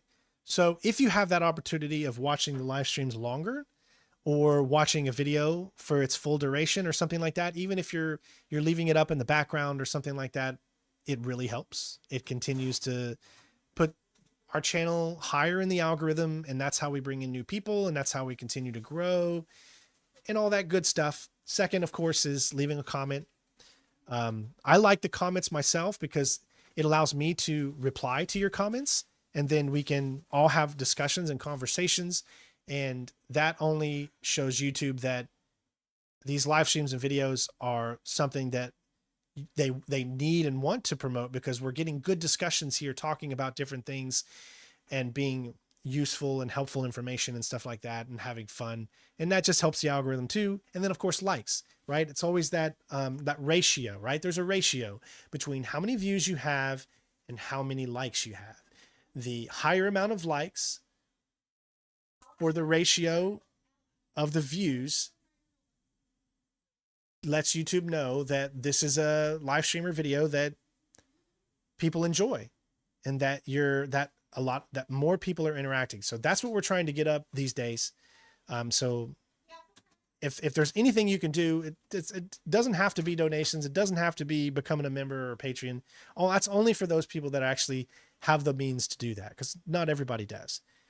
But for everybody out there that can do those 3 things, watch the videos for a little longer, leave a like or dislike. It doesn't matter, guys. That's the trick, is that YouTube doesn't care if it's a like or a dislike. What it cares about is that you're taking the time to interact with the channel. And that's telling YouTube this person is someone worth watching, because people are interacting with what they're doing. You see how those, and these are things that I have found out over, over the last weekend. And when we do our 24-hour live stream on Thanksgiving, we're going to spend an hour where we're going to go through my algorithm. We're going to go through the algorithm stuff. We're going to go through the analytics. We're going to go through all that. I'm going to show you a part of this channel that you have never seen before. So hopefully you'll tune in for that. I did put it right. Hold on. Let me go view right here. So this is it. This is what I made. Make sure you go and check out the community post. Okay. Because this is on the community post on YouTube. This is the flyer that I made. I spent some time today making this. So Citizen 01 24-hour gameathon. I was thinking of calling it Thanksgivathon, but not everybody in the world celebrates Thanksgiving, so there's no really kind of point doing that. So we're just doing a 24-hour game-a-thon. It's going to start on the 28th of November at 10 a.m. EST, or EP, or what is it, EDT, or whatever you want to call it. So depending on where you are in the world, I can't tell you exactly the time that it starts, but it starts the normal time I usually always started live streaming, which is 10 a.m. And then it's going to end the following day on the 29th of November, 10 a.m. So on Black Friday, it will end at 10 a.m. So you'll still have that opportunity to go out and do all your Black Friday shopping and all that good stuff. And then this stream is for me to give back to all of you out there that don't get a chance to watch me live, of course. I can't, Luke, was that another one? Dude, thank you. We appreciate you as well, man. Thank you so much. But the reason I did this is because I want everyone to have an opportunity to come in and say hi during the stream. For those that it's like, 12 a.m. in the morning and I'm never live at that time, so they never get to watch me live. Now you're going to get a chance to. So this is the chance for you to interact with me when maybe you haven't had a chance to do that before. So, and what we're doing is we're going to play some multiplayer games with Black Ops. We're going to start at 10 a.m. and we're going to do 3 hours of Black Ops. So anybody that wants to join, you can join. Okay. Doesn't matter who you are. Doesn't matter if you're a member. Anybody that wants to join, you just come into the stream and say, "Hey, add me. Let's play. I want to join." We can get you in there, and then we're just going to have a good time playing 3 hours of Black Ops. Then we're going to switch over to Hitman games, where I'm going to go and play different missions in different Hitman games. We'll play a few different ones. I'm not going to get through every Hitman game, but enough. We're going to do 3 hours of playing some Hitman games, and I think that's going to be really, really fun. Then we're going to have a Q&A at 4 p.m. and that's where it's going to give me an opportunity to have my lunch, to chat with you guys and to do a little behind the scenes. This is where we're going to do some of our things where I'm going to show you how I edit my videos. I'm going to show you how I make my live streams, and I'm going to show you the analytics behind my channel so you guys can see and hopefully come up and help. Now I'm going to do a video like what I'm doing right now. I'm going to make a separate video showcasing this right here where we talk about it. So that'll be a separate video, but I'm just letting you guys know because I got you here. So I might as well let you all know. But that's what these 3 times are for. So it's always going to be playing 2 games for 3 hours each. And then we're going to have an hour of relax, show you behind the scenes stuff, do a Q&A. If you have any questions or whatever, then we can get to that. Then we're going to do Splinter Cell games at 5, followed by Metal Gear games at 8, another Q&A at 11 p.m. And then we're going to do some more Black Ops multiplayer. See, we're hitting the Black Ops market for the people that are on the other side of the world. And then we're going back into the Black Ops market for people that are probably mostly in America that are having a good day, or that are done with their day at that point, and it's Thanksgiving, so you're most likely going to be up. So for that way, people on different sides of the world are able to play and join. Then we're going to, because we got a city to burn, so we're going to do some Cyberpunk 2077 at 3 a.m. and then we're going to do another Q&A at 6 a.m., which will again be more of just taking a little bit of a break, kind of relaxing, talking, having a good time, and all that kind of stuff. And then we're going to finish it out with Red Dead Redemption 2. We're going to do some single and online. However, it's going to be PS5. So we did our Red Dead Redemption 2 Platinum on Steam. So, and then we had a bunch of people that had the opportunity and the chance to play Red Dead Online with me during that when we went and got the online achievements and stuff. I want to make sure that those that weren't able to do that from the PlayStation 5 will have the chance to join me. So if you're able to, it's going to be 7 a.m. EST on Friday morning. We're going to be playing single and online PS5. You're more than free to join us. And as we get a posse going around, having some fun. And hopefully that'll be a lot of fun. And that's going to be it. And we're going to be both live on YouTube and live on Twitch. Both at the same time. Watch where you want. Remember, it's a 24-hour live stream, so the live stream is going to be privated the moment it's done because YouTube only accepts a 12-hour video, or it's not 12-hour video. You can do a longer than 12-hour video, but it only accepts a 12-hour live stream that will be put that will continue and turn into a VOD. So because it's 24 hours long, the moment the stream ends, it automatically goes to private and you can't make it public anymore. Because of that, I'm going to record each and every single section of games that we're doing. And then I am going to put those as videos up on the channel. So for those that say weren't able to make it to the Hitman time slot because you're busy eating with your family, or you're having a good time, or you're doing something else, you will be able to come back the next day or two and see the Hitman session that we did and be able to interact. You can't interact, obviously, since it's not live anymore, but you'll be able to watch, have a good time, and that kind of thing. So yeah, I hope you guys will be there. You know, I've put this up over a week early to give you guys enough time. Yeah, just thank you for tuning in. And yeah, I'm going to have a video separate like this right here where I'll put on YouTube. So, you know, I want your guys' thoughts in that video as well. Let me know what you thought of Stalker 2 in the comments below, not the live stream comments here, but the comments below. Let me know what you thought of the game. Did you like it? Did you think I was a little too harsh with it? I just think it needs to cook more. And when it cooks more, we can come back and take a look again. But as of right now, it's not for me. And I'm just being honest. So other than that, I hope the rest of you have an amazing day. Be safe. Do something nice for someone. Life is short. Put a smile on your face and love one another, right? Let's just do the best we can to bring people together instead of tearing them apart. That's all we can do.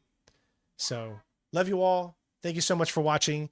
I'm going to get to work now on the Lake House DLC for Alan Wake 2. So hopefully that'll be up within the next few days. But other than that, thank you all for being here.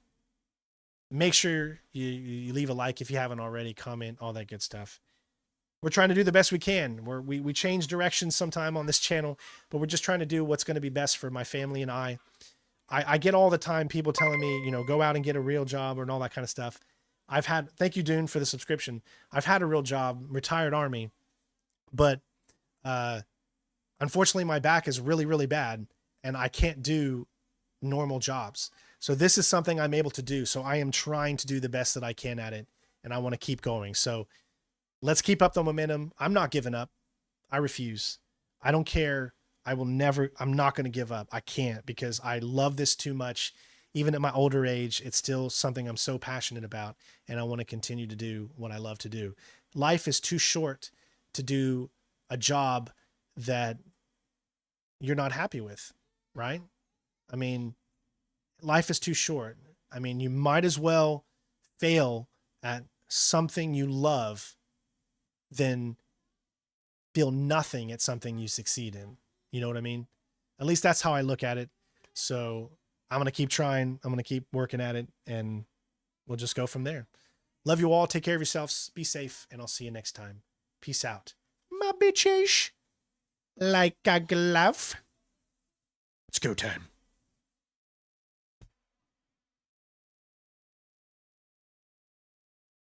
Or should I say it's away time. I got my wife's been laughing at me so much lately because I've been doing some really stupid dad jokes. As I get older, the more dad jokes come out of me. I don't know what it is.